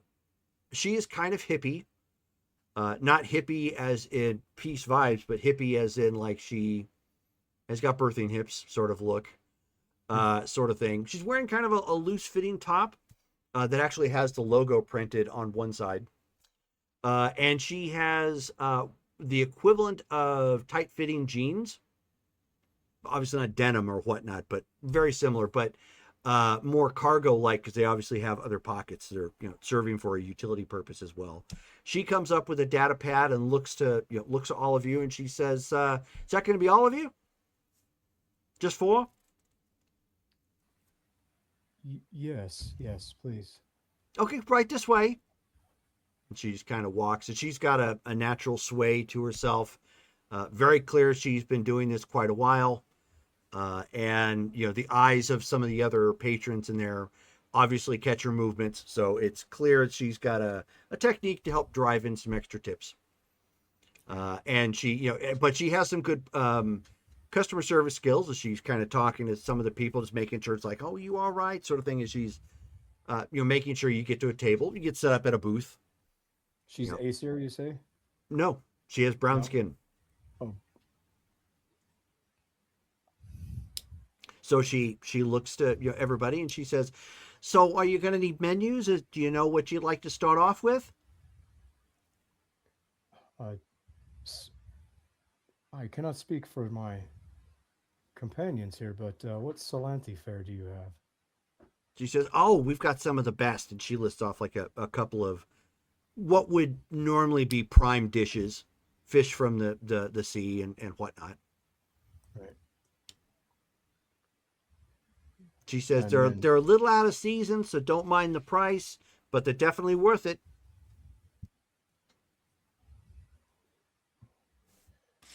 I would certainly take a menu. I would be interested in seeing the options available. Okay, so she ends up handing you what is the equivalent of kind of like a flimsy, almost clear plastic device.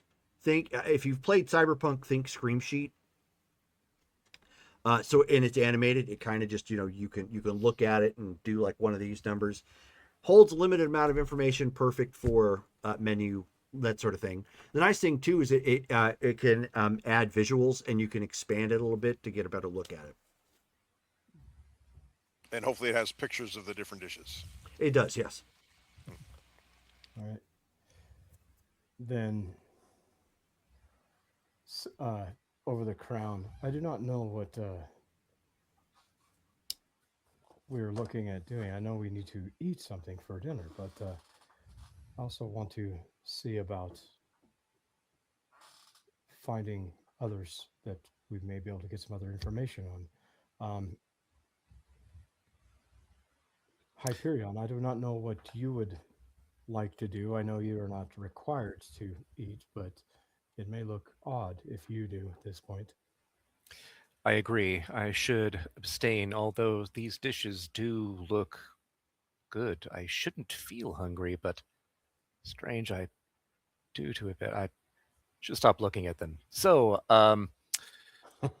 beyond that, we didn't have success talking to the previous Salanthi.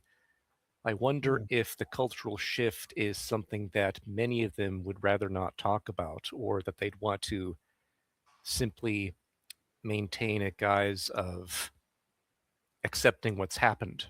Perhaps talking to others who are here, striking up conversations, and asking what happened might fill us in piece by piece. We don't necessarily have to gain that knowledge from your race. Others who work here might have some information as well.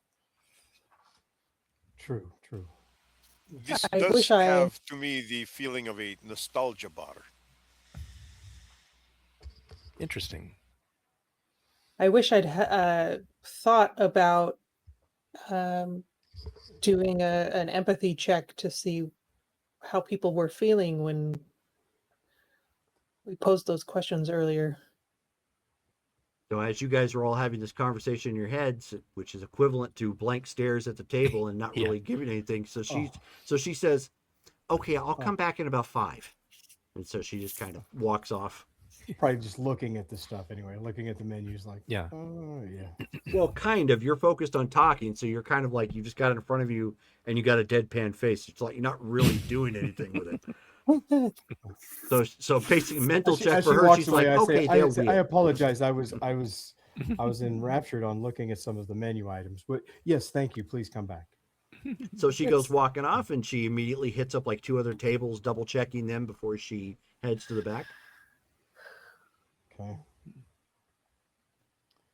So I missed what's on the menu. Is it like touristy stuff? So it's like safe for. You have no idea because you're Okay. completely unfamiliar with everything here. But the menu resembles something like you might like design wise look like something from Cheesecake Factory. Okay, so like it's a a little lot. bit of everything. However, because you stepped away at that moment, she did specifically say that they have it's a little pricier, but they have some seafood available, which is what he was asking for, and there's pictures for everything here. Okay. Okay. With my knowledge of the biology, would they be able to eat this stuff? Salant specific fish, yes. Anything crustacean, shellfish, absolutely not. Okay. It's a delicacy for me, but probably poisonous or very Correct. like make you very, very sick. Right. So, Like basically like that one woman who I forget what type of crab she had. But she was like, "Oh, I cooked it," and it doesn't matter. It was like no matter what you do, it's poisonous either way. right. I say you can eat the fish, but stay away from the crustaceans. I'm gonna like kind of turn the menu upside down and be like, which ones are crustaceans? Maybe Xenofreeze should simply order for all 3 of you because he knows what's safe. I could Maybe we could ask the waitress what's suitable for an Aesir palate. Would Okay. that be suitable to your palate? Do you know? Jerome, what do I know about the Aesir? Great question. As a race, nothing. But if it's anything like Shone, because she's Egyptian, quote unquote Heliopolis, it's going to be a compatible. But it's going to be a compatible palate. It's likely food items that would have been drawn from that region. So from Nordic countries. Get some lutefisk. There you go. Cheese wheels. Sure. What is that? the surströmming or whatever it is, the canned fermented fish. Oh yeah. They come up and they're like, here you go. Yeah, I'd rather have that crustacean, please. Having Exactly. I'll have the death crab, thanks. I'm having flashbacks from Galaxy Quest. Right, yeah. Just And then like Mother as I'm sitting there, I'm like, this is so good. And you're like, you don't have a nose. just like mother used to make. Yeah. Why are you guys turning green? Oh, Okay, so she eventually comes back as you guys are kind of debating it. And so she looks to everybody and she says, so if you made up your minds, can we start you off with some drinks? Maybe an appetizer? I go ahead and I said, I'll leave the drinks up to them. We do have, a little bit more sensitive palate for some of them, as opposed, I'm sure you're quite familiar with what the Solans usually get. Off-worlders. But as for off-worlders, usually something a little bit more milder on the palate. But some simple fish fillets and for them, and I would like effectively like the crab, and Okay, sure. something, something like that, to where it's, I'm eating stuff that if they ate it, they're gonna die. Right. Horrible. Okay, so so And she this is like when you wonderful food. yeah, here. when you place that order, she pauses a second. She says, that's specifically for Salanti, right? Absolutely. You sure your tummy tum's gonna take it? Yes. I am Salanthi. I may not look it, but I assure you I am. So she kind of pauses and she looks for a second. She says, "Well, Albie, I ain't never seen no Salanthia look like you. Ain't you just a little chrome guardian warrior?" There have been circumstances in my life that medical miracles have taken place. We don't like to talk about the incident. Oh, sure, of course. Well, part of my part of my butting in. But I'll go ahead and put those orders in for you right away. We'll start you off with some waters, and then if you want to take it up a little bit of a notch, your ace your friends here if they want something, like the meat or whatnot. We could pull up something later. Thank you very much. Oh, did your little robotic friend here need like a bit burst? Yes, we'll have one of those. Okay, as well. sure thing. And so she types down on the data pad real quick, and she goes happily walking off. She's got black hair with nice brownish features and whatnot. Very Spanish like. Okay. Hopefully, you know what? I can, if you'd like to try some Hyperion, I can, or 55, I can sneak some to you with a little illusory. Ooh, good idea. Yes. Please do when we get it. So she starts off obviously with the drinks. She brings over what is the equivalent of bread. It's made from seaweed.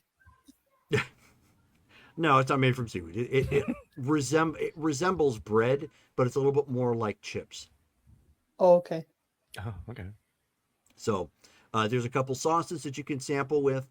Obviously, none of which are Salanthi specific or whatnot. It's Is more the to water salt water? No, actually, it's not. It's actually clear water. Okay. And she does, of course, double check if anybody wants any alcoholic drinks when she brings the other drinks around. I'll say, what is your most popular alcoholic drink with beings like us? So she kind of looks around. She says, that honeyed mead your kind seem to like so much. It's a big hit with some of the Gaxians, too. Would you like to get you a pint of that? Yeah, we'll try that. She says, so we got, 2, 3? We got We'll start with one, and then go from there. Okay, and then she ends up bringing the Bit Blast for 55. And then what does it look order like? something. It looks like, the can size wise, it looks like it's about the size of a Red Bull. Okay, so Bit Blast is a drink. Yes. Is it like oil or something? Well, I'm just gonna look at it or poke it, or I mean. So is there like a Open pop with the top or stick. whatever? Like, is it obvious how to open it? Yeah. So he'll go ahead and open it and Fancy 10W30.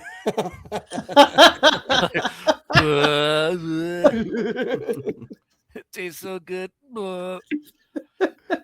So he'll take a sip to see what it's like. Okay, so you take a sip. Yeah. For starters, it's kind of like Pop Rocks. Oh, Wow. So it has a sweet flavor to it, almost kind of sugary, but Yeah. also like I said, pop rocky. So it's like there's a physicality to it. Tingles. And as you are starting, as you took a sip, you actually see almost like 8-bit pixels start appearing in your eyes temporarily. Oh, This is very energetic, he says over the Crown Network. It's affecting my vision. is it is it palatable? I'm not rejecting it. It It seems okay. to be highly concentrated, probably for energy reserves of robotic life forms or servants. This is Why don't you give me a reason Impressive. check real quick? You think you can process it? I'll ask her for what's good for Salanthe drinks that they have, and just order one of those. No drinks or something that Salantes would share with non-Salante. Oh, so she doesn't have anything. No, they have Salante drinks, but they Oh. what I'm getting at is like there's a waiver if you want to try and give a non-Salante a Salante drink No, I want and one. food. If you want one, yes, that's fine. Yeah. That's what I'm saying. I want one. Yeah, I want one. They like, actually whatever. have. I mean, not that I'm going to go that deep into it, but they have what is essentially alcoholic beverages, and some of that's actually still the same. Like you recognize some of those Yeah. brands from last year here, so that obviously has maintained. It's like Blobweiser. Yes, there you go. Mm. so white feet on the reason check. Okay, so kind of at a loss. I'll be right back. One sec. Keep going. I need to make some kind of a scanner that can read chemical compounds and not just medical stuff. Excellent idea. Should be able to modify that with great enough ease. Be really interesting to see what all of this is made of. Fugu. Oh, that kind of fish that's like super poisonous. Is that what that is? If I'm Blowfish. recall, is that okay. That it really depends on how it's prepared and or Mhm. still roulette. Mhm. Oh,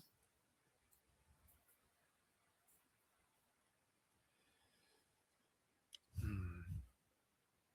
So, over the Crowd Network, it occurs to me to ask for the bit of information that we've gotten so far. What exactly is our intended mission here now?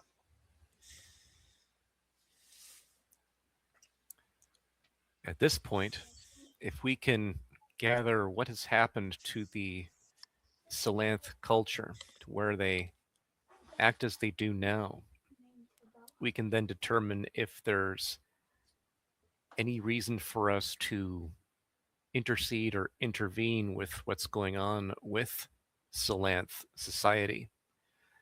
It seems like they have been effectively absorbed into the Gaxian society itself, but I'm not quite sure if they're being treated as equals or lessers. Seems to be the latter. But really, to the objective at hand, learning about them and seeing if there's anything that we need to do to help them. Right now, it seems that they are safe and living. If not oppressed. Correct. So, you are effectively looking at overthrowing a government then? Not to overthrow, to see if there's any relief that can be provided. I know we clearly don't have the means of doing anything as drastic as an overthrow, nor does it seem like that's necessary, since it's not as if the Salanth here are being treated as direct slaves, but it also has a similarity to how the genetically typical humans are treated on or in New Prussia. Wouldn't you say, Lightbringer? Uh, it does have a sort of vibe like that, yes. Although I must admit, I was expecting uh there to be none. So this is surprising. This is different. The secondary objective, of course, is to make sure that our brother, Xenofreeze, has time to mingle with his own kind, to see if there's a reason he would want to reconnect with them, if they want to reconnect with him. Perhaps, Xenofreeze, did you have any relations beyond your mother when you left Zenri? I was just going to say, is there any reason to believe that you might have family still alive? Would there be, Jerome? You may. You didn't know anybody like friends or anything like that. You didn't have any of those. You didn't have any friends. Yeah, Oh, you were unfortunately an outcast, given oh that's right. the way you looked. Right. Mhm. That half breed strikes again. And it would be something that would be blatantly obvious to somebody who has seen me before. Oh yeah, you If you there stand were- out like a flare in a pitch black room. Right. Oh, Well, here we are with like sea green and sea blue, aquamarine and blue, and you know. And then over here you've got silver. Right. Because I'm fabulous. Yep. So, um,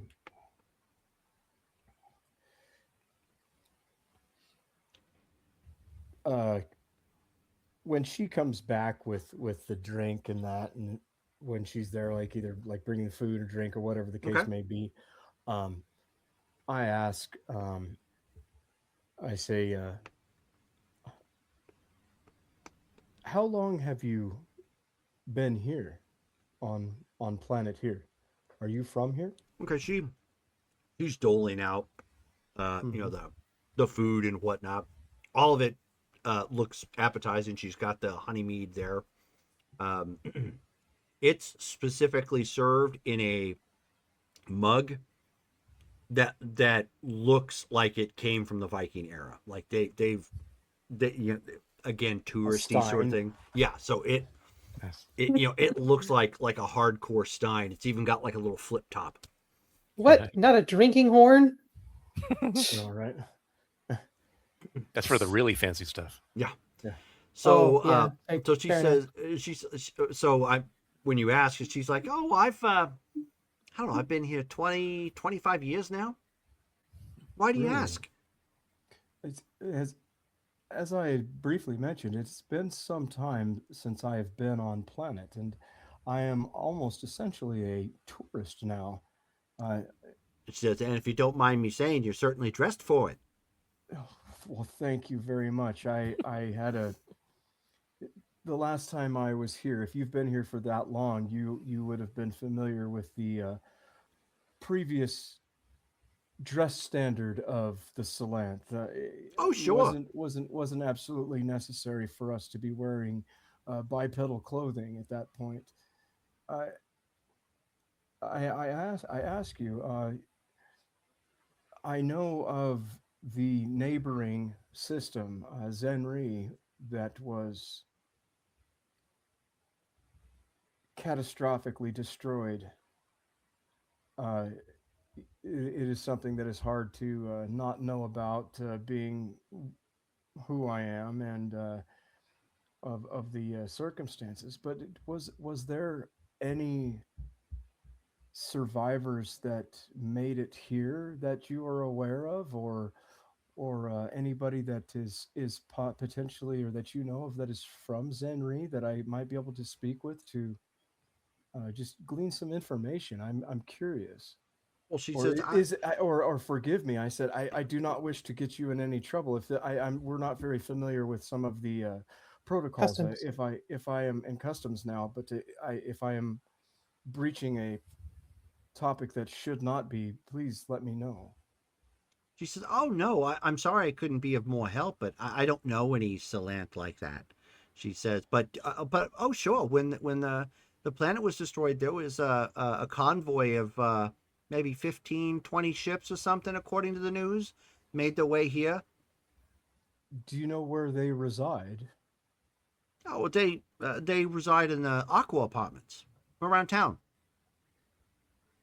Is there a I mean, those potential? who want the Aqua apartments, of course. There are some that live amongst the others, since your kind can, go on land and not have to breathe water. Yes. Is And was it a mandate that nobody lives in the water anymore, or is it something that just has Oh, you're talking about progressed? the oceans. No, Yes. that was a development that the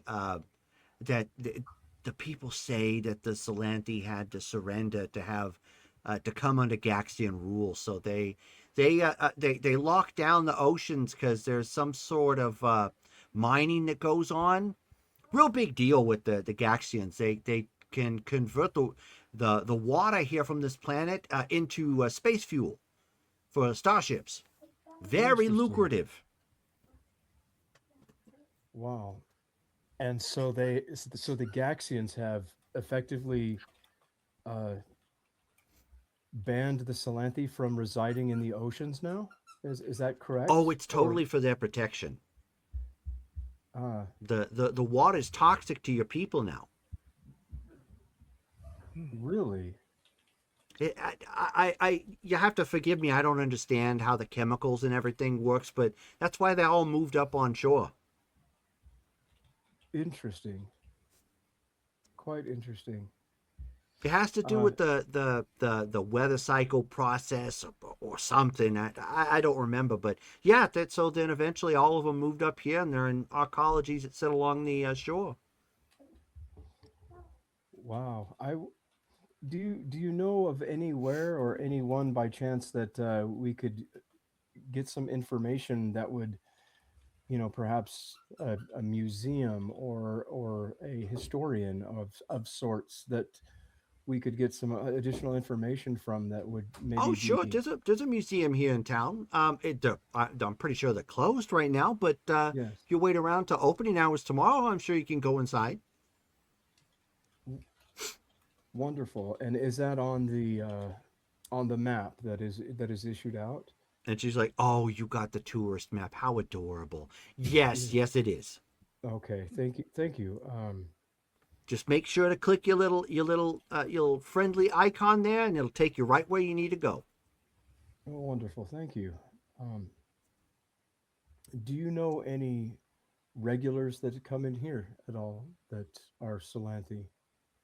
Oh, we've got a few that I don't see them here now, but we've got a few that come in. That's why we've got the drinks and whatnot. Usually, most people coming through are more touristy, so we've been having to kind of scale back some of the Salanthi specific food and drink. Uh, it is appreciated that you have it here. Thank you. So, then, so after telling her thank you, I over the crown say, um, it seems our best bet would be for me to inquire within one of the Aqua apartments and see if there's a tenant list, or perhaps I can throw a couple names around, some family names that perhaps may shed some light on something. Maybe even some professional names. I did have a couple of my my professors and instructors that I was they appreciated my abilities. If they didn't, they were just much more cordial than the standard populace. We could go that route, but it does seem there are many of these Aqua apartment buildings in the area. She mentioned that there was a convoy of ships. I wonder if there's anything we can learn from the museum tomorrow that will let us find out who was manning those ships. If there's any way to get the manifests, the travel manifests of those ships to see if anybody you knew were on was in that Perhaps that convoy. may be public knowledge, considering the striving to reunite families in such an instance. That's a good idea. Let's let us enjoy our meal and see what we can't do on the morrow. I agree. It is interesting that they're saying that the water is toxic to your people. I wonder if there's any way for us to get at least a small sample of ocean water and test it I was ourselves. I was thinking the exact same thing when she said that. I think we could probably manage it with a little subterfuge. Perhaps. We'll have to see what what the area seems like. I'll take a little sample of the mead and Okay. see how it goes down. Okay, why don't you give me an endurance check? And Endurance. Hyperion, do you finish up your bit blast? Yeah, he'll if he's able to like deal with the sparkly vision, yeah, he'll go Yeah. ahead and see what that's like. Green for me. One green. Okay, yeah, you're good. It's tasty. It's a strong alcoholic drink, but yeah, it's tasty. You're good. Hyperion, give me another reason check. I'll slide it over to Heat Phantom to see if he wants to try it. Green feet. Okay. No, thank you. I wish to keep a clear head. So All right, Hyperion, I'll just go drink it ahead. slowly. Okay, so Hyperion, as you finish your drink, and of course you see that like 8-bit pixelization, whatnot. Yeah. As you finish it, two things you figure out about this drink. One, it's displaying in your eyes because the drink itself was supposed to display on a display for a robot, Okay. almost as if it was like showing visually that it's recharging. And two, it's a quick recharge. So you're up one column shift for purposes of like longevity, not obviously for physical actions or whatnot, but holding up strain. It's equivalent to like an actual energy drink for robots. It gives you it It's like gives an you endurance boost. yeah. It gave You him just got a little beans. buff. Essentially, it's like a quick charge on a phone. It gives you Nice. a quick burst. Obviously, you don't want to do it a lot because just like a regular battery, if you fast charge it too much, you're gonna burn it out quicker. Okay. Can I tell how long that'll last before it dissipates? Probably about 2 hours. All right. I am Superman right now. For the next 2 hours. Mhm. Yeah, so then he will be like, the drink, it did recharge me. I have a boost. I've calculated it will last the next couple of hours. That's fascinating that they have that for robots. So Can you? do I taste does my drink bring back memories of all of my good old fun days and stuff Yeah, like well, I not mean fun days. it's something that you're used to. It's a familiar taste. First thing that you've had in quite a while that's actually familiar. Right. Going out and trying to go out and make friends, and I can't get drunk because my endurance is Because of your Dexamite. astronomical. Right. Here, have a shot. No, I'll have the bottle. Thank you. No. So yeah, enjoy that, considering that I haven't had native fish or native crustaceans and all that good fun stuff for the better part of a decade or so.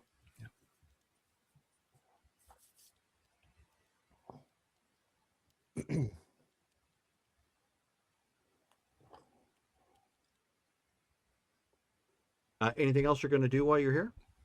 No, not anything in particular. Okay. So then, will we want to find accommodations and tomorrow morning head to the museum? Yes. Sounds like a reasonable plan. Yes. Then perhaps we can ask the waitress if she knows of any good accommodations in the area.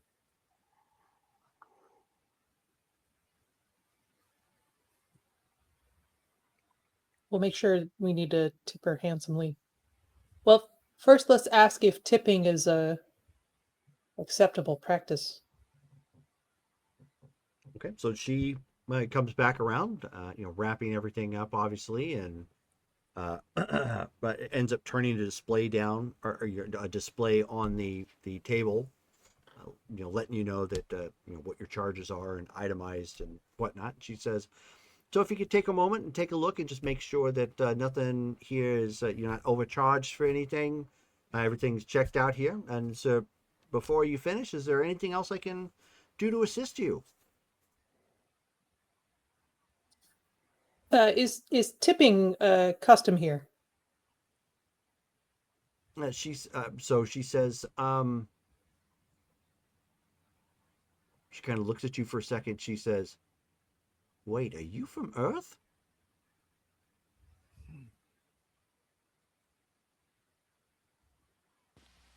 Of course not.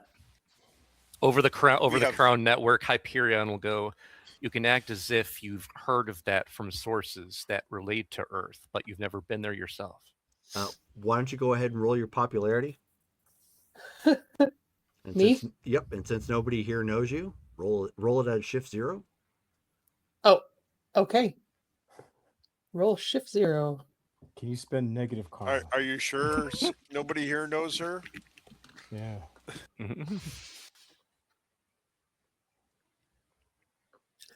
And I'll say, is that what they do on Earth? That's healthy. Shoot. And so she looks and she says, yeah, it's something they do on Earth. People here don't even know what a tip is. How do you know what a tip is? And she Have says, you had Earth people here before? she says, because my people used to be worshipped on Earth. I missed what race she is. It never came up. What does she look like? She has got humanoid. She's got brown skin, black hair. She's got copper, kind of big copper earrings. Does I'm gonna she lean look- forward and does say, she- "Who?" could she pass as a sister of Shown. Shown? No.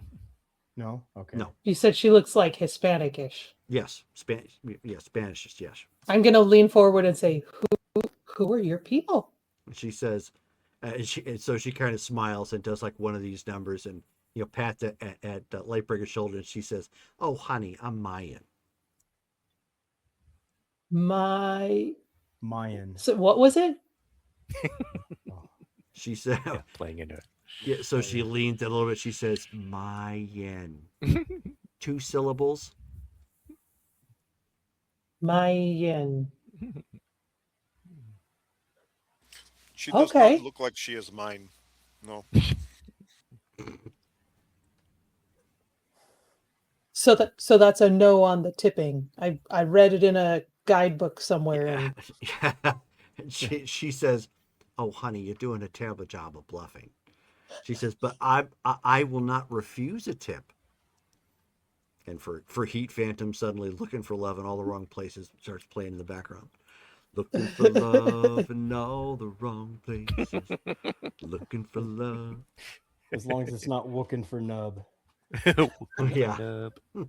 okay, so Looking for nub, yep. And we don't have physical credits, right? It's all like on a Yeah, it's on a cred stick. Yeah. okay. Um, can you tell us or can you recommend accommodations? She says, well, it depends on what you're looking for, but one of the best is just down the street here, about 2 miles or so. You absolutely can't miss it. It's called the Great Ocean. What makes it the best? And she says, well, when you see it, you'll understand. They got some of the best service in the city. What kind of service? So she kind of looks at Lightbringer awkwardly as she's continuing with some really weird basic questions. And she says, like normal hotel service? she's like, honey, where have you been? Spent a lot of time on my ship. She says, okay. The question we should really be asking is exactly what is the price range of the accommodations there? Oh, so yeah, at that point she says, I don't know. It's pricey, but you get what you pay for. What is considered pricey here for such as that? Well, she's like, well, I don't do a whole lot of traveling in town. I mean, I live here, but I think it's something like 300 credits a night per room. Well, what about the second best or third? She's like, oh, well, then you're probably going to want the wave breaker chain. Just be careful to make sure you lock up all your goods. Okay. Anything else we ought to know about staying around here? She said, I mean, in town, I suppose you're going to be fine, so long as you pay attention to the laws and you don't run afoul of no Gaxian patrol. Okay. They are kind of strict here. I suppose you could tell us what the most common infractions people come up with are. So she's like, okay, you're really going to need to tip me if I'm going to start speaking about this. We already were planning to. Okay. So she says, sometimes people get out there with the signs and they picket the Gaxian Confederation for the mistreatment of the Salanthi. You tend not to hear from those people no more. Oh. Whew. Was this a hostile occupancy? No, there wasn't any hostility to it. I think it was more of a necessity. Well, the Salanthi have never been known as a warlike race. Exactly. They were big merchants back before the planet got destroyed. When that whole economy went up, they were kind of at the mercy of whoever was going to come to their help.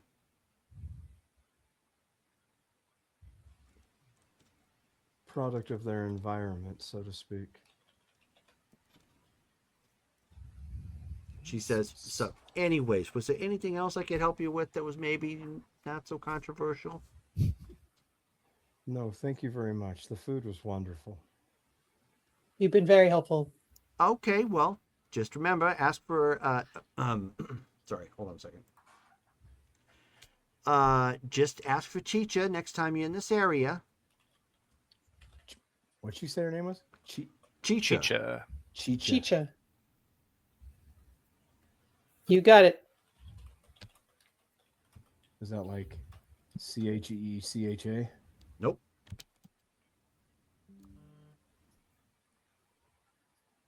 Chicha. Okay.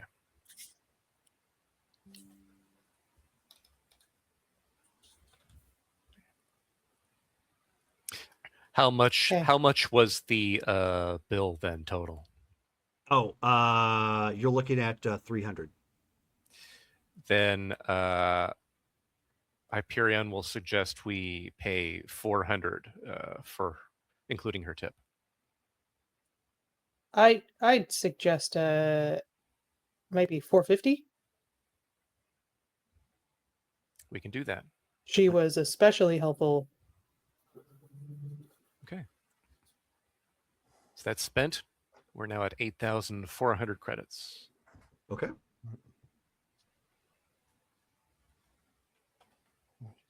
And we can get more from Draketh when we get back to the ship, right? If he sells a few more sodas.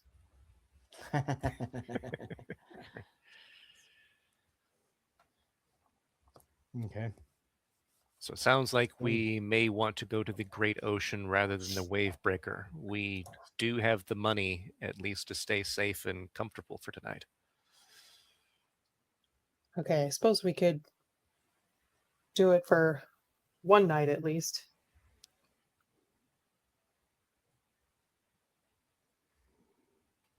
Excellent. So we can head out to our van, and then Hyperion will drive them down to the Great Ocean Hotel. Okay. So as you kind of plug that in to try and find that, the little animated icon, on the on the screen, is actually finger pointing your way as you drive. It's like, dunk, dunk, dunk, dunk, dunk, dunk, dunk, sort of thing, like kind of teasingly showing you like where to go. Gotcha. If you accidentally make a wrong turn or something, it's all and then it points, like where you need to go back to, sort of thing, and you can circle back around. Recalculating. And then when you end up getting into the parking lot of the like 15-story hotel, it actually has lights that kind of go up one side. It has lights that go up one side that mirror the changing colors of water, but Ooh. digitally. And then when you get there, the little icon throws some confetti, sort of thing. Like, you have arrived, yay! And then it goes back to like idle, waiting for your input for whatever. When you go on the inside, it's a wide, expansive, very warmly lit lobby. It has a lot of golds and browns in here. Metal, not gold metal per se, but like a gold-like metal. It gives off that hue, so it accentuates the lights in here. And when you What was the name of this place again? One more time. The Great Ocean. the Great Ocean.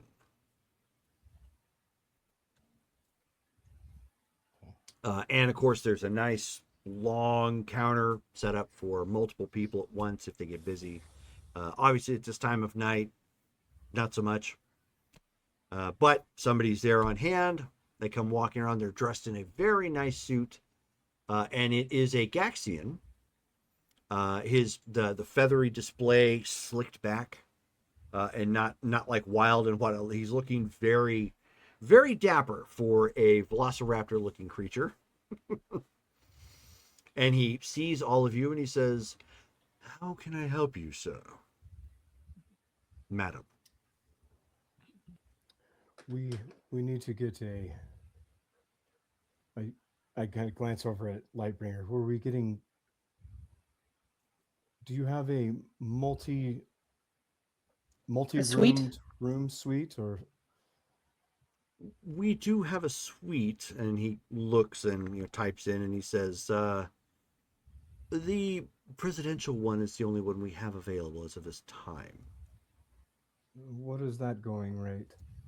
And he looks at that a second, does a type again, and he says, you're looking at 1,500 a night. Oh my. Do you I think as a normal room should suffice for tonight. Yes.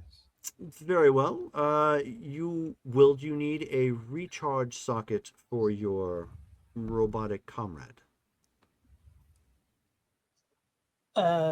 Yes, please. Okay, so he starts typing up some things. He says one room with socket use available, and he starts typing. He says that will be so we got 1, 2, 3, and then Hyperion. He says that will be that's what 9. So you're looking at about 1,050. We can share rooms. Apologies, our rooms are for one individual, aside from the recharge socket. Oh, they're single occupancy? They are, yes. Hmm. That is because each of them are customized to your specific desires and needs. Oh, Racial preferences, I would assume. Correct. And for example, although I do not recognize your form, I'm going to assume you're Salanthi, so we have Yes. auto sealants on the doors that will immediately fill the room with the appropriate aquatic material. oh, Wonderful. I suppose. Does that sound all right, everyone? Over the crown, that should work. We have Yeah, the over money. the crown also. That sounds amazing. Um, I admit I am curious, even though it's seems very extravagant. okay. That will do. Could we get them in close proximity to one another? Do you have that availability?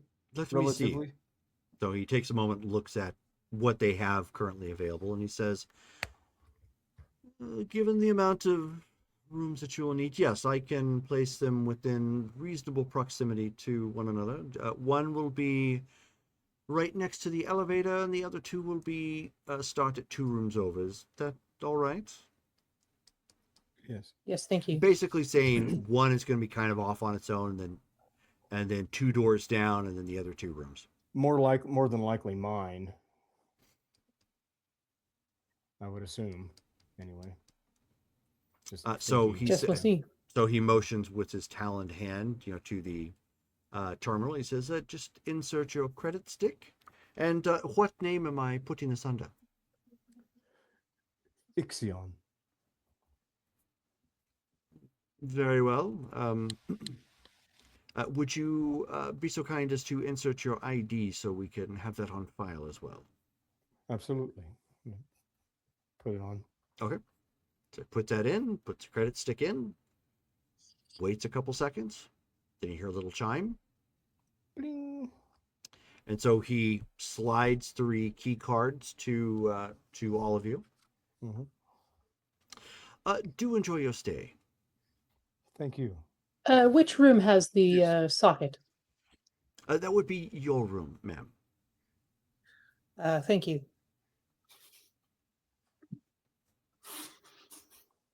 All right. Okay, so you Going up guys to the all go rooms, to yep. you guys all go to your rooms.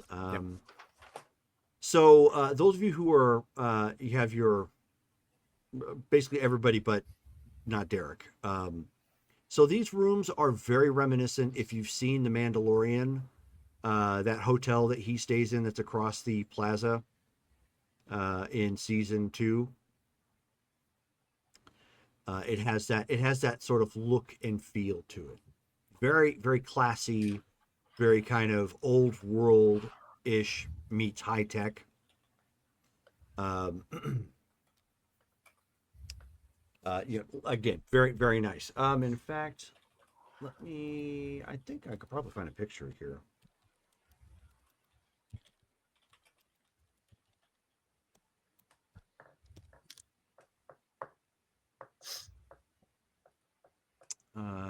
It's got some shots of the lobby. There should have been some shots inside his room. But okay, well I can at least give you the lobby. The Palmo Plaza Hotel is what it's called. Let me give you a visual. Put that in Facebook chat real quick. Boom. Oh, cool. Kind of gives you Nice. a bit of an appearance, recessed, layered kind of lighting and whatnot. So Is this on Mandalorian or on Andor? Andor. Okay, you said Mandalorian. Oh, did it? Oops.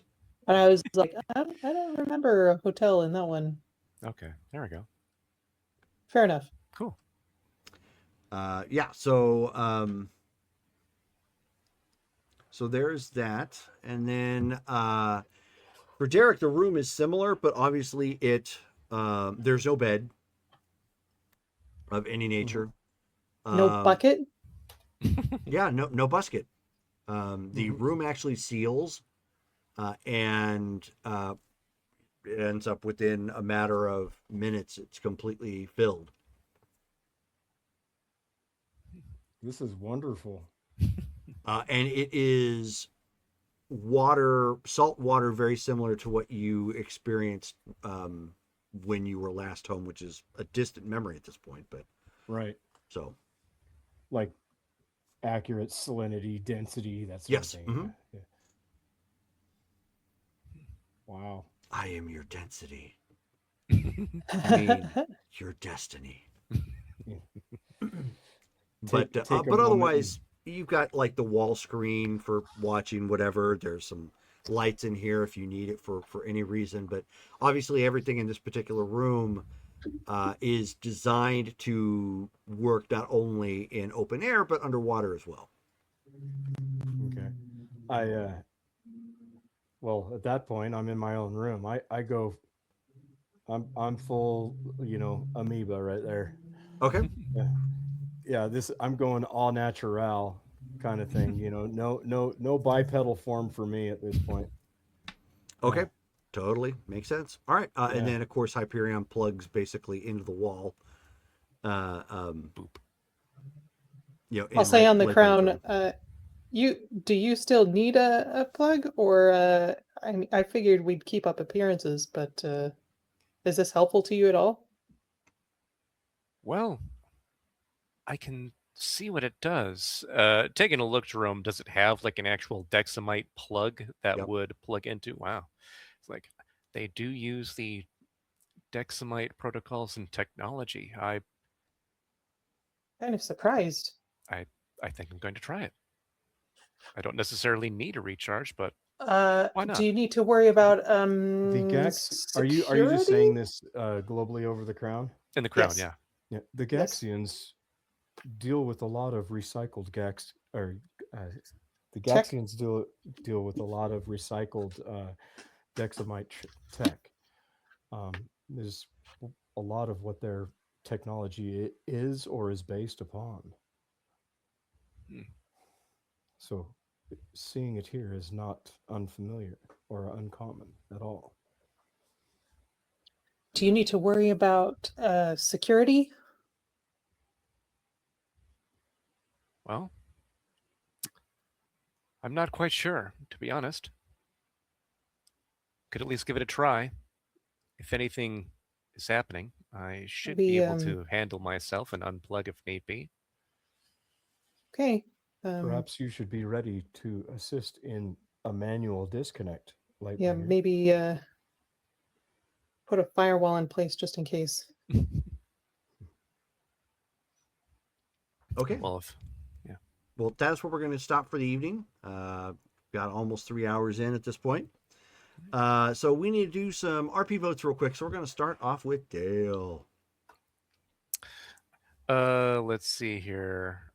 Well, gonna go with Derek for handling all of the conversations and for being naked. That was fun. Being naked was fun. Yeah. Okay. Yeah. Brittany. Tell me it's not. Just depends on the situation. I'm also going to go to Derek because he had a lot of heavy RP tonight. Okay. Matt. I'm actually going to go with Brittany because she had the RP of dealing with the law insofar as Ixion's infraction. Okay. And Derek. This makes it really awkward. I will. Yeah, Brittany actually had that. That's a good point. Her interactions with that. Okay. So it's time for a roll off. All right. So go into the chats, roll 1d10. Whoever gets highest wins. Right. What is it? I forget. Where is it? It is 3. /R1D 100. Hmm. 7. 7. Okay, there you go. So Derek, you Woo! get 200 karma to add to your character sheet. Good So job. everybody, thank you for hanging out with us again tonight for another Marvel Superheroes adventure. This time in space. So our next game coming up is next week. That is on Thursday. More of Kingdoms of the Shattered Crown, D&D 5e. So that's going to start at 7:30 Mountain Standard Time or 6:30 Pacific Standard Time, depending on your time zone. And then, of course, the following week, we start over again. We've got Star Wars, Mythic Savannah, and Marvel Superheroes again. So thank you all for hanging out with us and tuning in, and we hope you have a good night. Good night, guys. Bye-bye.